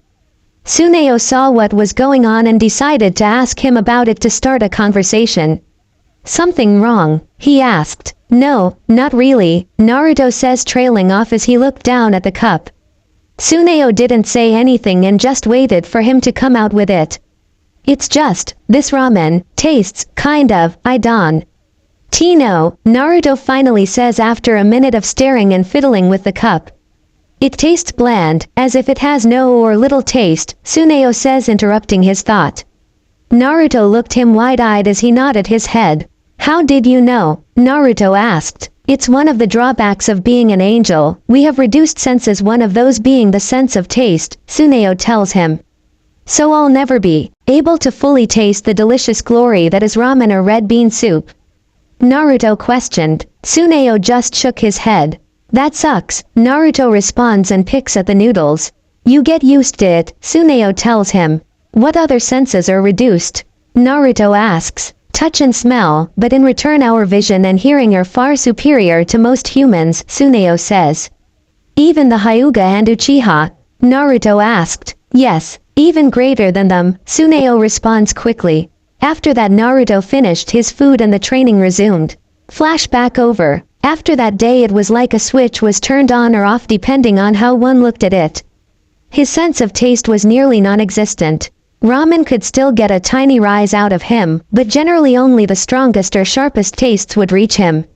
His sense of touch was still hanging on, but that also was waning.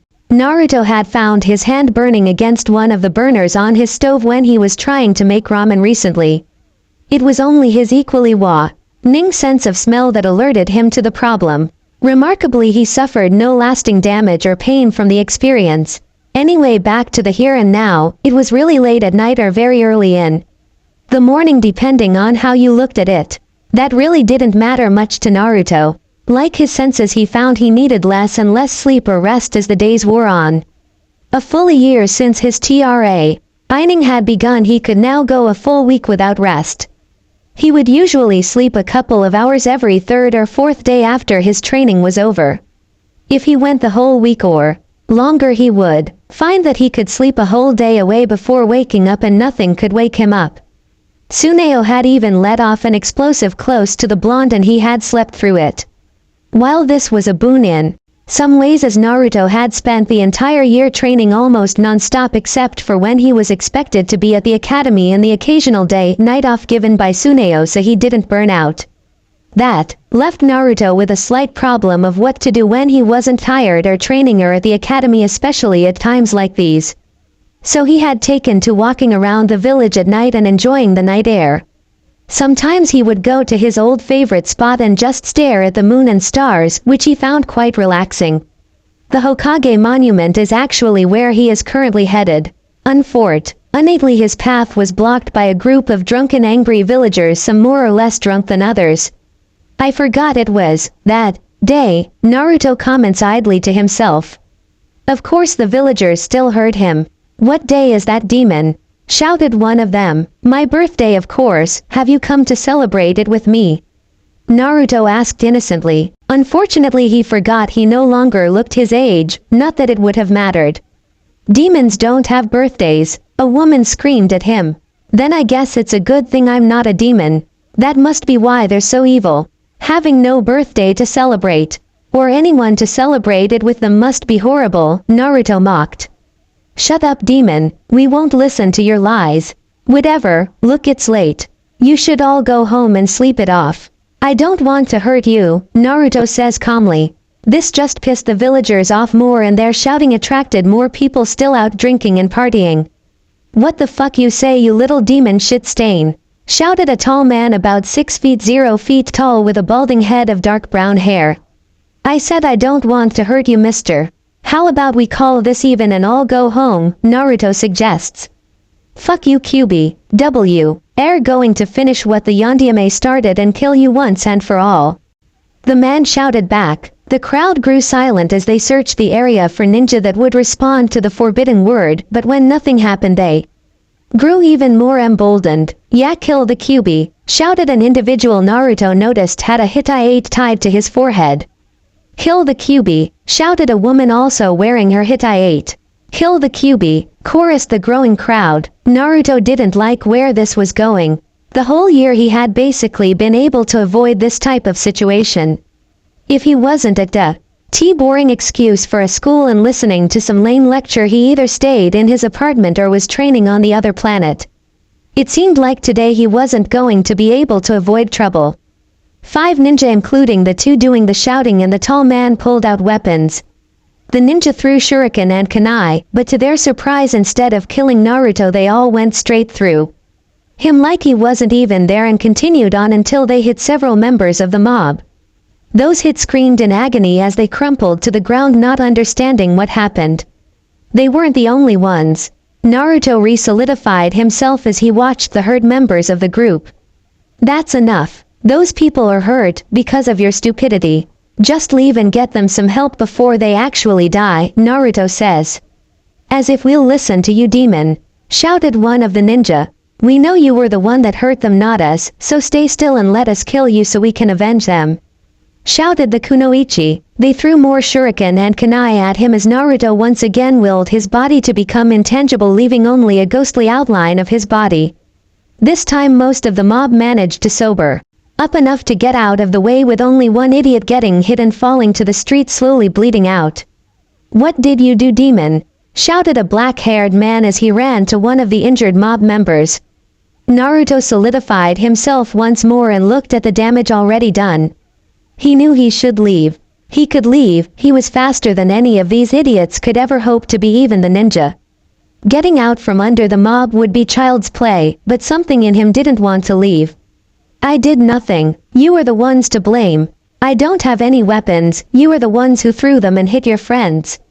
You should get them all some help before it's too late, Naruto warned. You think we'll let you go after what you did? The man responded, I'm going to kill you and avenge my girlfriend, cousins, and best friend that you killed 7 years ago. He continued, for my husband, shouted the kunoichi, for my aunt and uncle, for my girlfriend, for my mistress, your Nabula, aving here alive QB, said the tall balding man as he charged Naruto with what looked to be a mace with a large round bronze knob at the end that intended to smash down on Naruto's head. To Naruto's eyes it was as if the man was running in slow motion. Naruto countered by moving faster than the civilian man could track and ripped the weapon out of his grip before swinging his body around to deliver a blow to the man's midsection with the knob end of the heavy stick. For the man whose name was surprisingly Atsuo, or friendly man, it felt as if his insides had been crushed and turned into liquida. As he went sailing through the air and into the crowd of gawkers. They couldn't believe the boy had attacked back, he never did that before. The ninja, seeing the attack, decided to get serious, bringing out their swords, all tontos by Naruto's estimate.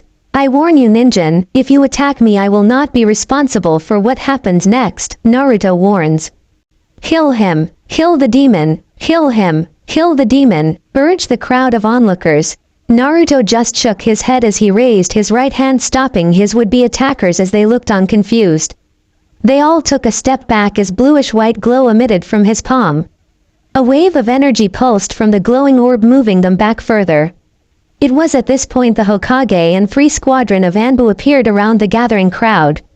Taking his left hand, Naruto reached into the orb and pulled out a sheathed sword. Holding the sheath near the throat, he pulled a beautiful, yet foreign to the onlookers, sword. The blade was fairly large, not just in length, but in width and thickness. It was over 30 inches in length, 2 to 3 wide, and there was a slight curve to both sides of the blade, but nothing drastic until the last 10 or so inches. The blade edge stopped and then curved down a bit, then slanted, slowly descending into a dangerously sharp point. The handle was wrapped in rich dark leather going up to the purely metal Tsubasa. Naruto stood his ground and pointed the sword at the men. This is your last warning, go home, Naruto shouted. As if you could hurt us, scoffed one of them.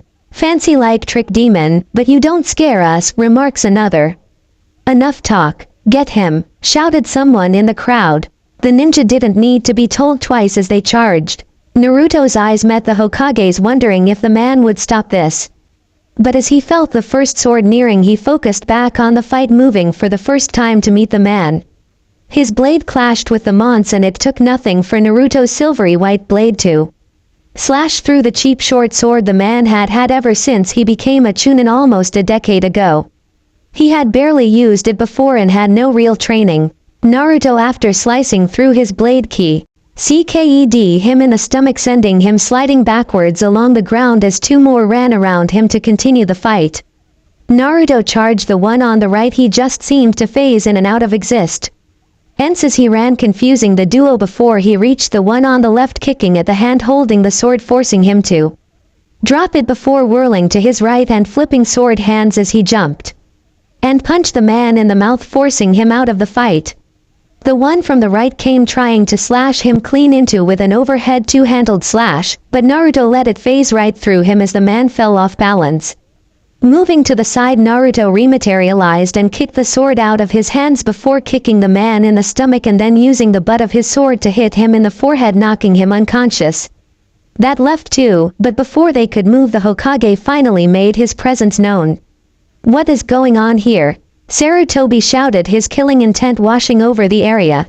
The civilians were instantly on the ground, scared and confused about how their elderly leader was able to do this to them. The two ninja about to attack Naruto also found themselves on their knees. But to everyone's surprise except his own, Naruto just watched quietly. Sama, spare them. It was the Little Mo's Ter's fault, ground out one of the downed civilians.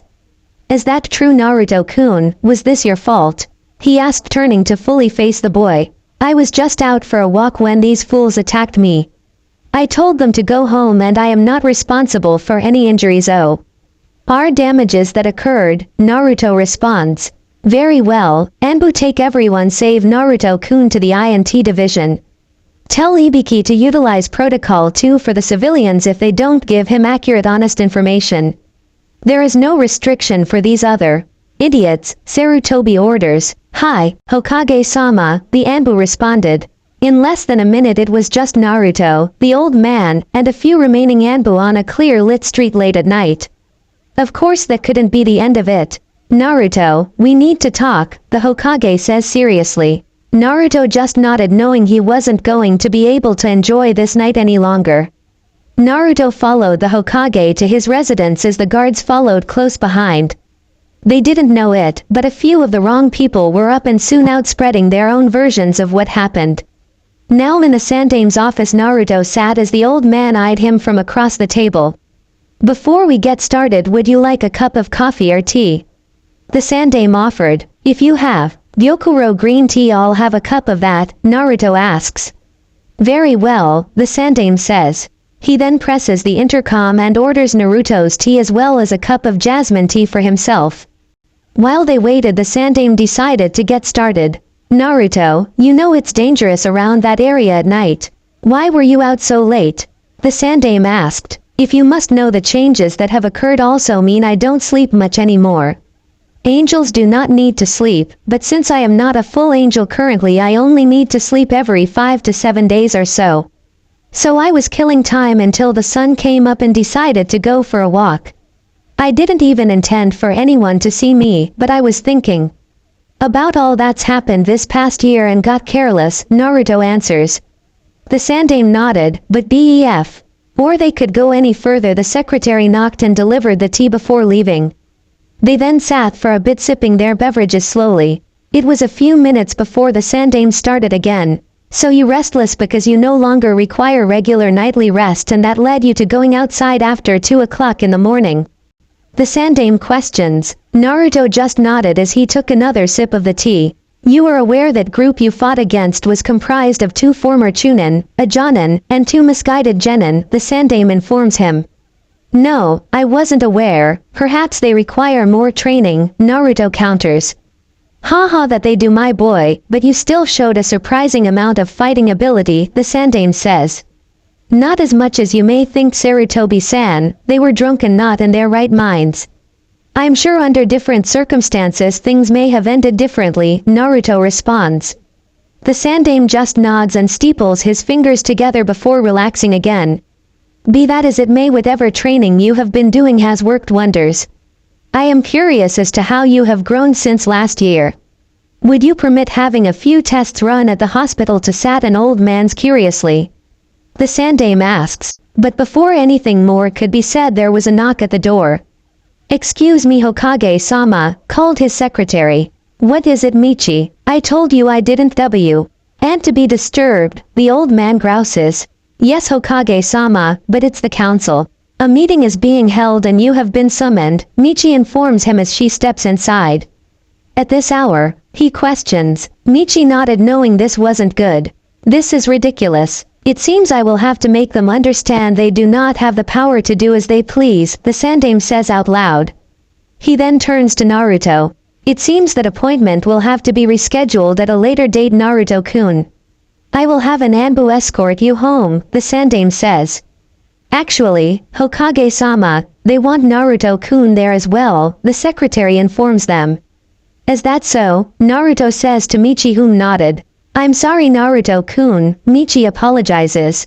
It's not your fault, Michi. I will go see what they want, Naruto responds. Very well then, let's go, Naruto, the Sandame says as they head out. It only took several minutes for the duo to make it to council chambers. When they did, they found everyone was there. The clan heads representing the Aburame, Akamichi, Hyuga, Inuzuka, Kurama, Nara, Shimura, Uchiha, and Yamanaka, while Sarutobi represented the Sarutobi clan as well. The only clan not present was the Senju for obvious reasons. Naruto could also see the Hokage's advisors, or the Honored Opinion Watch, stood in their places beside where the Hokage sits. In Naruto's opinion, Mitokado Homura and Udatane Kaharui, a couple of old fossils that had seen one too many war. He didn't care for them at all, and the feeling up to this point seemed mutual. Then there were the civilians. Naruto didn't even spare them a glance. They were just a bunch of fools that used money to get what they wanted. But as they say, money talks, and the civilian contribution is what gave Konoha the best economy out of the major 5 villages, and it wasn't even close. Just as Naruto was about to take a seat, he felt a nip on his ankle and looked down to see Tsuneo. You took your time finding me, Naruto scolded the cat that seemed to ignore it. As everyone settled and the meeting got underway, could someone tell me why we are here exactly? Sarutobi asks congenially. There were a few mutterings before Homura stood up. I believe we are here, Hokage-sama, because of the reports that Uzumaki-san critically wounded numerous civilians and even some of our highly decorated shinobi in a fit of aggression earlier this night, Homura tells the Hokage. More mutterings broke out as the charges were discussed. Oh, and how did you come by these so-called reports, Mitokado-san? The Hokage asks. It matters little where they came from, Hokage-sama. But if they are false or true, Homura defends. So you woke these people up at 3 o'clock in the morning to have a fact-finding mission? The Hokage accuses. Well, Hokage-sama, if we may speak, asks a civilian counselor. Be brief, the Hokage warns. I was awoken a little while ago, because my cousin is in the hospital. He suffers from injuries he swears were caused by this little hooligan. Surely you can see Elder Mitokado-san is not wasting your precious time by filing grievance even at such an ungodly hour, the civilian merchant says. This brought on more mutterings, working the Hokage to his hand against the bench in order to gain control again. Homura nodded his head in the merchant's direction as he regained control. Surely you wouldn't suggest we ignore these violent acts perpetrated on the good, honest, and noble citizens of Konoha, whom were doing little more than trying to arrive home safely after a long day and night before they were accosted, the man continues. Hiruzen sat back and took out his pipe before he puffed on it a little and then put it away. The entire council waiting the decision, sure they were going to get their revenge. That's exactly what I intend to do, Benjiro. These charges are a farce. I was also awoken earlier this night by a strange energy coming from somewhere in the village. And when I got there, I found Naruto-kun being surrounded by 5 shinobi and a group of civilians. I will not waste another second on this matter. This trail is dismissed, everyone go home, bellowed the old Hokage. Before anyone could leave, though, another counselor made themselves heard. Knock, knock, knock. An old bandaged man tapped his can against the floor of the chambers, gaining everyone including the Hokage's attention before he could bolt. Excuse me, Hokage-sama, but you said the boy was surrounded by ninja and yet I don't detect a scratch on him, Shimura Danzo asserts. What is your point, Shimura-san? Sarutobi asks. I'd like to know how that is possible if, onto my knowledge, the boy has received only instruction at the academy and is only in his 2nd year, Danzo responds. We'd like to know that as well, piped up Kaharu with Homaru backing her. I'm curious as well, Hokage-sama, came from the Uchiha clan head, suddenly interested in the proceedings as were the other clan heads. Now the old man was in a bind. He had tried to get out of this quickly and as painlessly as possible without giving anything away, but he knew those looks. They were interested, and if they were interested there was little he could do to dissuade them. That just wouldn't earn more suspicion. Of course the worst possible thing happened next. Naruto spoke. I received training from another source. Naruto speaks up. Now everyone was focused back on Naruto. You will speak when spoken to, boy, barked Koharu. I am merely trying to speed this along. I have class in a couple of hours and I don't want to be here that long, Naruto remarks. Before another remark could be made, Danzo holds his hand up, cutting off whatever the old shrew was about to say. You say you have received training from someone else? Danzo questions. Naruto simply nods. Then who trained you? Danzo inquires. That I won't say, Naruto responded. Dark murmurs echoed in the chamber, but Danzo continued on. You have no choice in the matter. If someone is training you, Hen, you must tell us whom they are and what they have been training you in, Danzo orders. You forget yourself, old man. I don't have to do anything you or these corrupt old buzzards say, Naruto retorts. Shut your mouth, you little punk, shouted Koharu. You will respect this council, boy, shouted Homaru. I will respect you when you show me some respect back. Naruto shouts back. Silence. The OLD Hokage shouts, getting everyone to quiet down. Naruto, please show more respect to the elders. And Danzo, you do not have the authority to order anyone around. I am ending this meeting, so everyone go home and try to get a little rest before dawn, Sarutobi orders. However, no one seemed to pay the old man no mind. I said tell us who trained you, boy, Danzo orders. And I said suck on a sweaty sock. Because I don't listen to you, Naruto responds.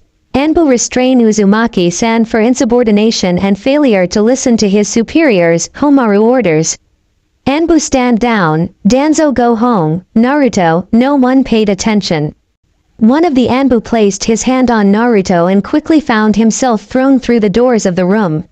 Another tried to hit from behind only to end up hitting air and then find a foot connect with his butt and send him flying out the same door his friend went. Enough, Naruto shouts and exudes power. Instantly the Anbu, civilian counselors, elders, shinobi counselors, and Hokage found themselves on their knees. You people have ordered me around and harmed long enough. I am no longer your punching bag or even someone you can tell to do their homework. My full name is Namikaze Uzumaki Naruto, son of Namikaze Minato and Uzumaki Kushina. I am the former, and let me repeat, former Jinchuriki of the Kyubi no Yoko, and I will no longer suffer these injustices, Naruto says. He then eases up and suppresses the power he was using. Tsuneo only shook his head, expecting such an outburst to happen a lot sooner. The council slowly got to their feet as they eyed the boy carefully. The shinobi counselors finally noted that the whisker marks were no longer present and the boy seemed older than they remembered him being. They turned to the Hokage, who was cursing his luck that this would happen now. Hokage-sama, what is that boy talking about? Asked Hyuga Hiyashi. Is it true he's Kushina pup? Inuzuka-sum asked. I want to know what he meant about the Kyubi being gone, Nara Shikaku says. Instead of the Hokage, who was looking for an exit, Naruto answered. I was blessed by Kami-sama. She destroyed the Kyubi a year ago this night and gave me a new life, Naruto says. Lies, lies, I tell you. He's the Kyubi and we should kill him before he gets any stronger, shouted one of the civilians. I do not lie, unlike you, counselor, and I'd like to see you try and harm me, Yuto retorts with a glare at the counselor that instantly shut him up. Naruto, calm down, and Counselor Yamada, I would advise you to refrain from making similar remarks or you will be taken into custody. Why, and spending the day with Ibiki-san, the Hokage threatens. This shut everyone up and quieted the murmuring, but they still wanted answers. Hokage-sama, do you know what Uzumaki-san is talking about? Aburame Shibi asks. Sigh, yes, it's as Naruto-kun says. He is no longer the Kyubi Jinchuriki, Sarutobi admits. What proof do you have? Danzo questions. I don't need proof, Danzo. Why would I lie about losing our Jinchuriki? Sarutobi retorts. To protect him, of course. I should have been allowed to raise and train the boy a long time ago. All of this is just a ruse to keep him to yourself, Danzo accuses. Watch what you say, Shimaru-san. You're getting awful close to treason. I am still the Hokage, Sarutobi threatens. Forgive me Hokage-sama, but I would still like to see some proof of these claims, Danzo continues. Hiashi, surely you could see if what I said was true, the Hokage says. Byakugan, Hiashi says as he looks at Naruto's pathways. Everyone watches as the Hyuga clan head res at the blonde boy for a minute before he deactivates his bloodline. It's not there, says a stunned Hiashi. What? Where is it? The demon's loose. We're all going to die. Quiet, Naruto, says, exerting pressure on everyone again to quiet them. After a few minutes of silence he eased up again and everyone calmed down, although they wanted to know how the boy was doing that. Thank you Naruto-kun, the Hokage says after gathering himself. Now, let's talk like calm rational adults, the Hokage says. Without a Jinchuriki the balance has been upset. Once the other villages find out war will break out, cries Yamanaka Inoichi. Everyone minus the idiot civilians knew just how tenuous the so-called peace was. Any little thing could trigger another war, and losing a major weapon like the village's Jinchuriki was not a little thing, it was a big thing. They had not treated Naruto well, but they knew how important he was to the village. Despite what the civilians, though, Konoha was still a shinobi village, and while the civilians were useful that didn't mean they were necessary. A Jinchuriki was necessary, but by allowing the civilians to treat Naruto as they had, it served as a measure of subterfuge. Surely a village wouldn't allow their weapon to be abused as Naruto had been, and even if they did, then surely that weapon would have enough power to defend itself from untrained civilian and drunks. They had also hoped it'd make the boy more malleable and controllable, and they had been right until now. The other villages are unaware of the situation. To their knowledge we still have a fully trained Jinchuriki, and we've never needed the power of a Jinchuriki before. We have always come out victorious before, Sarutobi reminds them. That did serve to quell some of the anxiety. What about the boy? Is he truly Kushina's and the Minato's son? Asked the civilian. He is, but he will remain as Uzumaki Naruto until such time as he can either protect himself or becomes a ninja for this village. As such, everything said here will remain an S-rank secret with a penalty of death if spoken, the Hokage warns. The counselors talked in hushed tones amongst themselves, but unknown to them Naruto could hear it all. Now if there is nothing else, meeting adjourned, the Hokage says. The old man quickly leaves with Naruto in tow before anything more can be said, but several schemes were being hatched in their absence. A little while later Naruto and the Sandame were in his office, Naruto staring out the window. Before the Hokage could say anything, Naruto suddenly unleashed more of the strange power, stunning the Hokage before he suddenly took off. With Naruto gone, the power vanished, allowed the old man to move to the window. What he saw made him also vanish quickly. Naruto stood in front of his apartment building, well, what was left of it. A fire raged inside of the building, claiming everything inside. The Hokage soon showed up and placed his arm around the boy, who leaned into the embrace. He led the boy back to his residence, not wanting him to watch as the fires continued to consume the small residence.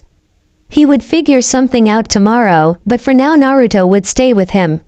From around the corner a lone figure watched sadly as the boy was led away. They wanted to talk to him, but didn't know how to go about it. Instead they watched until he was out of sight. ND then went home, where a surprise would await them. Thank you for reading the 4th chapter of this story. Sorry if this wasn't the story you were expecting me to update, but I hope you enjoyed. Unfortunately I didn't have time to edit it, so I hope it wasn't too rough a read. Anyway, I hope you all have a wonderful new year and are with people you love tonight.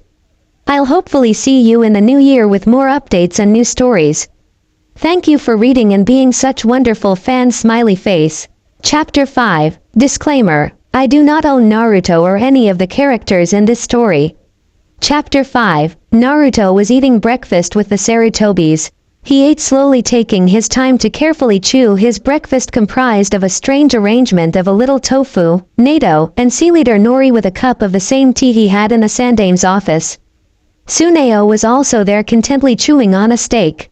The Sarutobis of course stared in wonder at such an odd choice for breakfast, as they ate at a slightly faster pace their own meals, consisting of rice, miso soup, and tamagoyaki, or a rolled omelette. Of course they also had more on their plates as Naruto explained he wasn't hungry and tried to explain he didn't need to eat that particular day. But the cook nor the Sarutobis would hear of it. Hence his eating slowly hoping to be able to stop when everyone else finished, but he didn't account for them going for seconds or even thirds. How can you eat that? The littlest Sarutobi questioned with a turned-up nose. Nato were quite pungent and the smell was definitely off-putting to the three Sarutobi males. As they ate their own breakfast although only Konohamaru showed visible signs of it. I apologize if this bothers you, but I can no longer taste or smell what I eat so it doesn't bother me, Naruto answers. The older Sarutobis raised an eyebrow as the younger Sarutobi looked contemplatively for a second. That must suck, Konohamaru says bluntly before going back to his meal. You get used to it, Naruto answers with a shrug. They continue on in silence for a moment, the Sarutobis doing their best to ignore the growing odor wafting off Naruto's plate as he took his time eating it. I apologize, but I really can't eat any more, Naruto says as he gets up and takes his plate and puts it in the sink. Phew, thought the Sarutobis. So Naruto, what will you do now? Asuma asks. I can't forgive their actions if that's what you mean, Naruto says causing the Sandaime to look at him with concern. I won't harm them Sarutobi-san if that's what you are thinking, Naruto says suddenly making the old monks raise his eyebrows. How did he, Sarutobi thinks, call it a new ability given to me by the Heavenly Mother, Naruto answers instantly. I see, I am glad you won't hurt any of the civilians day. Hide what they've done, Sarutobi says with a warm smile. Of course not, she wouldn't want it, Naruto says as he moves to leave the table. Where are you going Naruto-kun? Hiruzen asks. I'm going to see if there is anything I can recover from the fire. After that, I may leave the village, Naruto says startling the Hokage. Wait, Naruto you can't mean that can you? Asuma asks trying to run interference.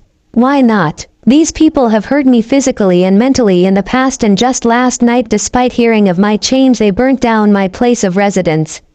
I have no ties to this village. Leaving is simply the best option, Naruto states. Naruto, I'm sorry for what they did and those responsible will be found and punished but surely you can't leave. What about your friends? Sarutobi says. You know I have no friends, Naruto simply states without any anger. But the Ichirakus, Sarutobi says, are nice people, but that's it. If I wasn't one of their best customers I doubt I would matter to them. And with my changes I can no longer be their best customer, Naruto says. Then, what about the Nara boy? I thought you were friends with him and the Akamichi boy. Hiruzen says, mere acquaintances, neither would miss or acknowledge me if I left, Naruto answers. Hinata-chan, Sarutobi says growing desperate. You mean the girl I've noticed stalking me lately after I stopped some bullies from picking on her? Naruto questions. Hiruzen nods hoping this would lead to somewhere positive. She's a nice girl, but it would never work the way she expects. Plus, I suspect her Ather hates me for some reason, Naruto responds. Well, surely you can stay for me right? I may not have done the best in regards to keeping you safe, but I have always tried to do right by you Naruto. And even treat you like my very own family, haven't I? Hiruzen says hoping this would work. I no longer even have a place to live, Naruto states. Hiruzen thinks and came to a natural conclusion. What if I allowed you to live in your parents' house, Sarutobi questions. I thought you said Jiraiya-san would have to live with me for me to gain access to the house. Naruto responds. In light of what has happened, Sarutobi says. That would be acceptable, Naruto says with a small smile. Then meet me in my office once you are done and I will escort you there, Hiruzen says. Naruto nods and silently thanks the villagers for their stupidity helping him get what he wanted all along, though he doubted they will be happy once they hear about it. Then I thank you for allowing me to stay in your home and for the food, Naruto says and bows before leaving. Once the blonde was gone Asuma stared at his father. Are you sure that is all right? The council won't like this, Asuma comments. I'm sure they won't, but they don't have a choice in the matter, Hiruzen says strongly. Asuma nods and smirks at seeing his father finally willing to stand up. Little Konohamaru just kept eating since now. that the smell was gone he could eat again, quickly gobbling up his breakfast before going for seconds. Meanwhile, Naruto had managed to retrieve what was left of his belongings. The only thing worth keeping was the chest, which he kept in a bottom drawer of his nightstand in shrunken state, so most would just ignore it. Thankfully, despite everything burning down around it, the chest was unharmed and untouched. They probably didn't think anything would survive the fire and didn't bother to check once the fire died out. That's why after retrieving the chest, Naruto was heading to a stream he once visited in one of the training grounds. Bending down, Naruto cupped his hand and dipped into the water, and then bringing it up to gently splash his face, clearing his face of the dirt and grime that had accumulated after a few times. Standing back up, he looked around to see a few deer and animals enjoying the sunny day, so he decided to do the same. Naruto removed his clothing and then walked into the water until it was deep enough for him to swim. Behind some bushes, a blushing girl with pale opalescent eyes stared wide-eyed at what she was viewing. Her blush had grown to atomic levels, causing her to pass out after a few minutes. So big was her final thought. In the past year, Naruto's growth kept accelerating to the point where he now looked like a young teen instead of the 7-year-old he was supposed to be. He was taller now, standing 5 feet 2 inches in height. He was only several inches shorter than the new teacher assigned to his class this year, whom was female this time. Naruto swam around for a bit, ignoring his stalker, when he felt another presence in the area. Coming to a stop, Naruto floated in the water and waited for her to speak. "Uzumaki-san, the Hokage has requested your presence," the Anbu informs him. Looking towards the river bank, Naruto sees a female Anbu with a familiar cat mask. Nodding towards her, Naruto swam to the bank and then walked out when he felt the sandy bank. Being an Anbu, Neko didn't visibly react as Naruto reached into his clothes and pulled out a miniature trunk. Even when said, "enlarge," to the trunk and it grew, she didn't react, but she filed away for her report. Naruto reached into the trunk and pulled out one of the scrolls, which after a burst of spiritual energy popped open, from which Naruto took out another scroll and popped it open. ND finally released a lush, expensive looking towel and dried himself off. Resealing the towel, Naruto took out another scroll with clothes. He donned black pants with a white shirt that had orange swirls. Nodding to the Anbu, Naruto let her place her hand on his shoulder, using a shunshin to get them to the Hokage. Once again, Naruto found himself standing before the council. He could see some of the counselors were smirking about what happened last night, but he confused them when he smirked right back. Also, appearing at his side was Tsuneo in his cub form. "Naruto, do you know why you are here?" Sarutobi asks. Naruto shrugged. "You are here because as a result of last night's events you are without a home," Hiruzen proclaims. "I am putting you up for immediate promotion onto a genin squad," Sarutobi tells him. "What?" shouted the entire council. "This is crazy. There is no way that boy is good enough to be a shinobi. You can't do this. He's not ready for this," were some of the more incoherent and least offensive shouts that went up. "Silence," Sarutobi shouts. However, that did little to quell the shouting. "Quiet," Naruto says calmly. However, what wasn't calm was the oppressive aura that he seemed to exude, that once again even had the Hokage struggling to maintain his composure.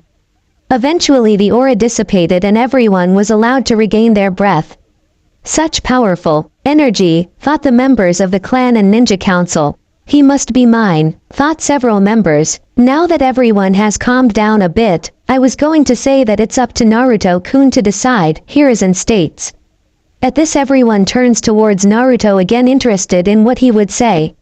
What he would say next would determine their next course of action. Naruto thought for a few moments before voicing his choice. "If possible, Hokage-san, I would like to take you up on your offer while remaining in the academy," Naruto says. "Oh, would you clarify your statement, Naruto-kun?" the Hokage asks. Members of the council were also curious about this. "I would like to attain the status of genin and be placed in the reserves while staying in the academy to observe my future teammates for when EY graduate I will be placed on a team with them," Naruto states his wish. The Hokage stroked his beard a bit before leveling a focused gaze on the young man. "Very well, Uzumaki, Naruto, this is acceptable.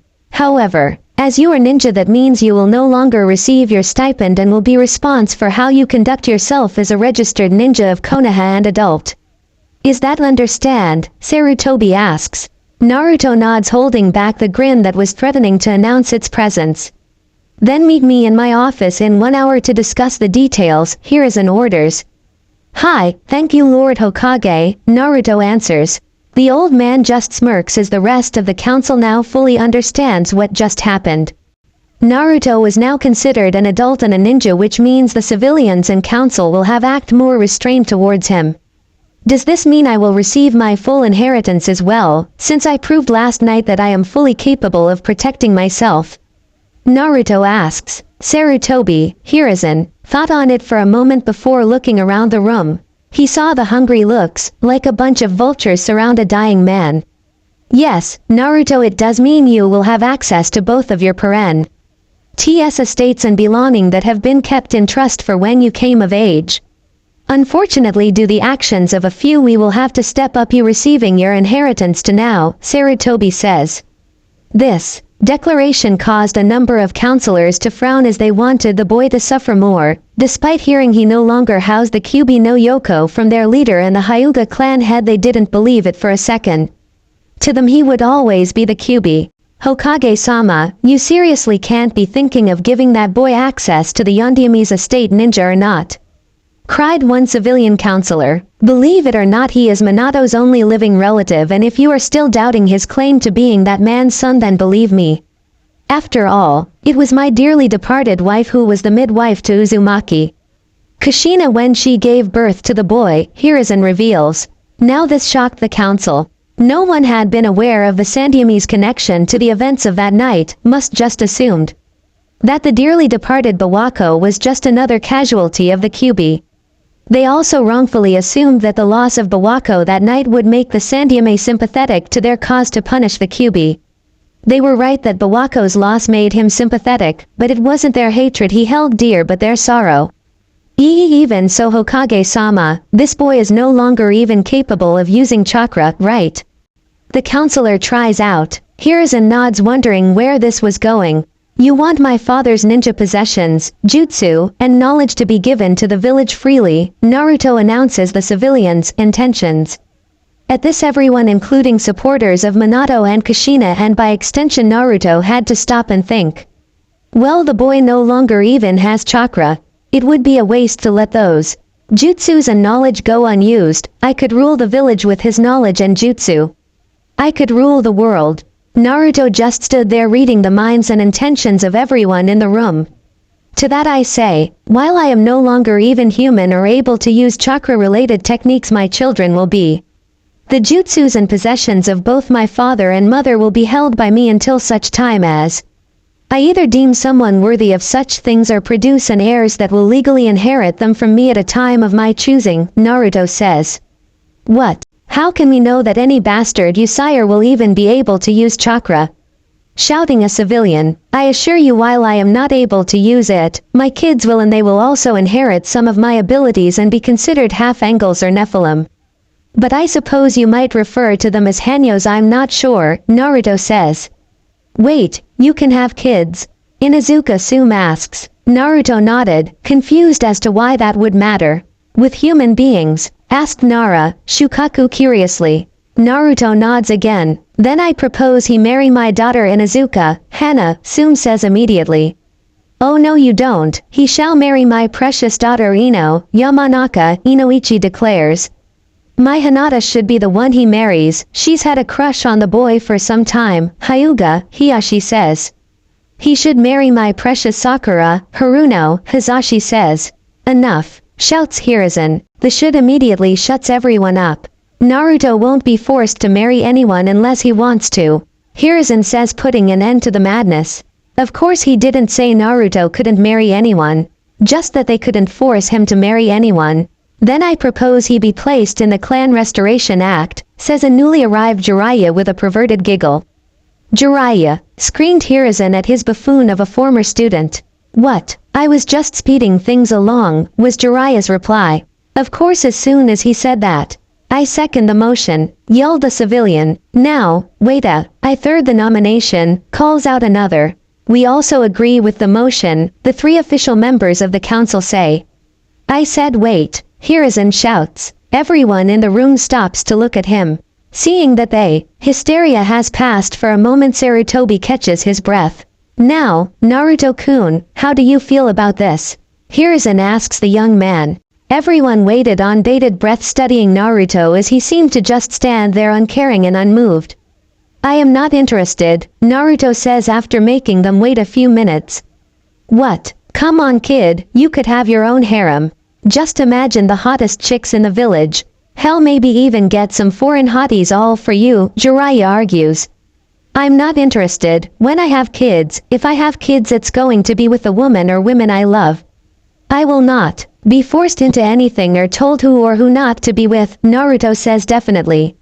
Wait, so are you for it or against? Jiraiya asks. Quote ellipsis quote. Well, nothing needs to be decided now after all. Why don't we give the kid some time and table this discussion for later, Hiruzen offers. It took a bit, but eventually everyone nodded. But of course all if not most were planning to talk to all the eligible girls and ladies in their clan or family. With that dealt with there was no other business, so the meeting was adjourned, but Naruto never made it out the door before several people stood in front of him blocking his path out of the chambers. Uzumaki, that's Namikaze-san, Shimura-san, Naruto reminds him. Of course Danzo carried on like he hadn't heard him. It would benefit the village if you donate your mother's and father's possessions and knowledge to the Konoha library so that all may study from their wisdom, Danzo suggests. Naruto looked at the former counselor and acted like he was thinking over what he said. There is truth to what you say, Shimura-san, but I remind you I can and someday hope to have children. My dream is that one of them will carry my parents' legacy and become strong fighters for the village, Naruto answers. Now see here brat, you detain, Kaharu starts. No, let the boy be Kaharu, he is justified in doing what he's doing even if it is selfish, Danzo says. Yes, we will have to trust that Naruto-kun will do as he says and father the next legacy of the Yondaime Hokage and usher them to be great ninja for the village, Mitokado, Homura says. Not satisfied, but seeing she had no choice, Kaharu moves on as well as her fellow counselor Homura. However, Danzo had more to say. I am curious, Uzumaki-san. Namikaze, Naruto reminds him.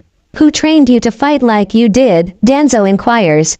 He looked intently at Naruto who didn't answer, so Danzo moves on to what he was really after.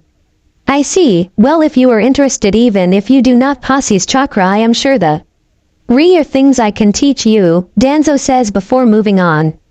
Of course more people came to talk with him. Hey pup, sorry about your apartment burning down. The Inuzuka would gladly extend an invitatio. And for you to live in our compound, Inuzuka, Sum offers. Thank you Inuzuka Dono, but I am looking forward to staying where my parents lived and learn a little bit more about them, Naruto politely declines. No need to apologize pup. I knew your mom better than I did your dad. She was real spitfire that one. If you want to hear more about her feel free to stop by the Inuzuka compound and I tell you what I remember. You might also be interested in meeting my daughter Hana, she's a lovely young woman, I'm sure the two of you would hit it off real nicely, Sum offers. I remember Hana briefly, she was nice to me when I met her. I think she tried to mend some pants that one of the dogs had bitten a hole into when I was visiting Kiba, Naruto remembers fondly. Ha ha ha, I'll let her know that you remember her. Anyway, got to go fix breakfast for my pup. It was great talking to you pup, remember my offer, Sum says before she leaves. Hi, Naruto replies, if anyone can tell you about your parents it's my wife and me. Kushina and Makoto were best friends, Uchiha, Fugaku says walking up to Naruto. Please, if anyone was Kushina's friend it was my wife Hitomi, plus Minato was the best man at my wedding, Hyuga, Hiyashi states. Everyone had to attend your stupid wedding, Kushina never even met your wife who did I forget to mention is dead. Fugaku responds. Naruto carefully walked away. Ram the bickering clan heads only to run into another. This time it was the trio of the Akamichi, Nara, and Yamanaka clans. I see you managed to get away from those two fighting over whose clan is stronger, Akmamike. Choza says with a hearty laugh. Those two never stop fighting.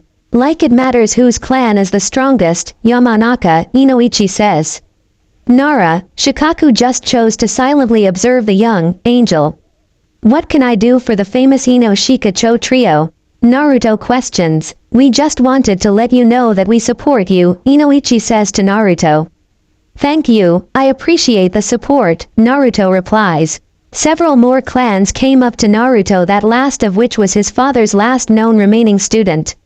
Yo, Hitaki, Kakashi says lazily. Hitaki, Kakashi, what can I do for you? Naruto asks. I just wanted to meet you and let you know that if you need anything I am available, Kakashi says. Thank you Hitaki-san, it was nice meeting you, Naruto responds.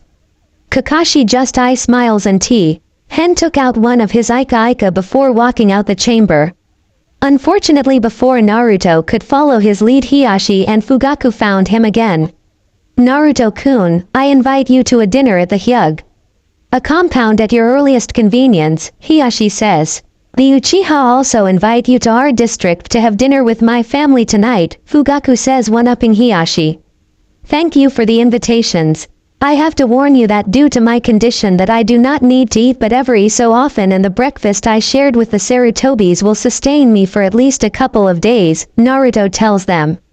Hiashi stared at the former Jinchuriki and human, thinking about an alternative. However, Fugaku carried on as if he hadn't heard what Naruto says. I'm sure my wife can fix something you would like. And I'm sure my sons will be glad to meet you as well, Fugaku says. That's very generous of you, I accept, but please don't make Makoto-san worry about making anything fancy. I really am quite full, Naruto says. That's good. Dinner starts at 6 p.m. sharp and feel free to wear your normal attire, Fugaku says before leaving satisfied. Perhaps you would enjoy viewing the gardens at our compound this weekend. I'm sure Hinata would enjoy having you over, Hiashi says. Thank you Hyuga-san for your gracious invitation. I'll be sure to stop by at a time of your convenience, Naruto replies. I'll be sure to have Hinata give you the details, Hiashi says before leaving. All this political crap is exhausting, Naruto thought. Thankfully his ordeal was over, so Naruto made the walk over to the Hokage mansion, where the Hokage led him to his parents' house. As you would expect after nearly a decade with no maintenance being done, there was overgrowth, decay, and rot present outside the house. The house itself looked fine. It was a typical Japanese house meant for a small family, although the outside seemed to hold ample space for the house to be expanded upon, or for a second, maybe third building to be placed on the property, and still have a nice-sized yard back and front for each house. As they walked to the entrance of the house, a seal array popped up.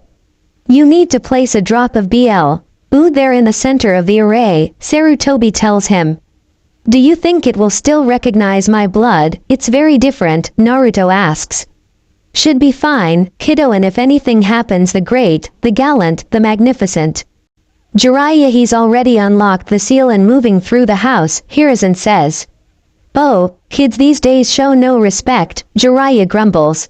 Like you did, I remember our first meeting. Hiruzen starts going into details on Jiraiya's disrespectfulness as a youth.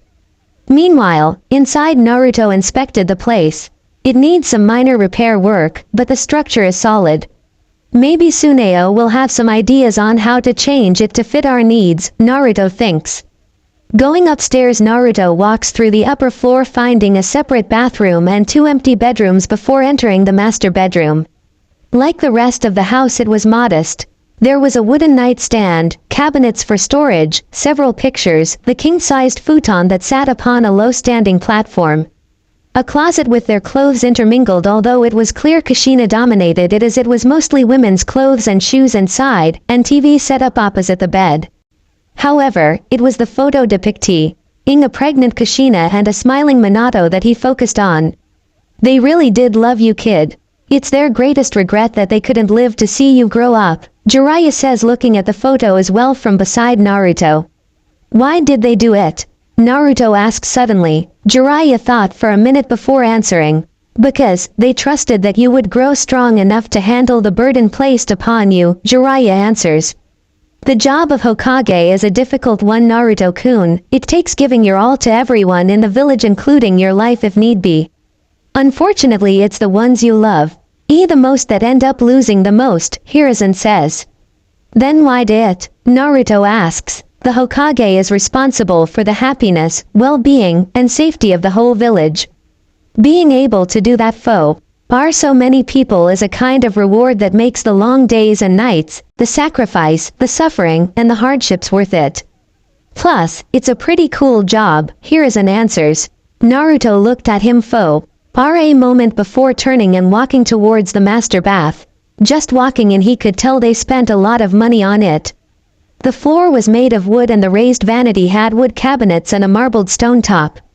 There were 2 sinks and a ton of hair, makeup, and skin products still on top that obviously belonged to his mother, although there were some male hair and skin care products that showed his father was a little vain as well. He also noted the 2 toothbrushes along with a cup that stood in a black ceramic holder. The room was large enough to have a toilet on one end, a large enclosed shower in the middle with a wood cabinet full of towels and bath products inside, beside that and a little to side of the cabinet, but in front was a large round soaker tub raised on stone platform on the other end. The vanity had a large lantern-type light sitting in between the dual sinks, while smaller softer lighting was also lighting the shower and tub. He also noted there were no windows and was curious as to why. He then went back to the bedroom and noted a couple of windows, including a large sliding one that opened up to a large furnished deck that had wilted dead potted plants on it. Walking back through the top floor, he familiarized himself with it despite it being his now, and then walked back down the stairs to find the Hokage and Jiraiya sitting at the kitchen table in the kitchen. "What do you think?" Jiraiya asks. "I think it's a great house. I might make a few changes, but I'm glad I get at least live in their house and feel their presence around me," Naruto answers. "Hey, enjoy, kid. I'll be back to check on you every now and then. Oh, and you might want to check that backyard. Don't have too many girls over without me," Jiraiya says as he walks out of the door. "I should be going to, Naruto-kun. But if you need anything, you know where to find me," Hiruzen says. "Hi, thank you, Sarutobi-san," Naruto responds. "It's just Gigi. I understand you answer to higher power B. But I hope I'll always be someone you think of as family," Hiruzen says.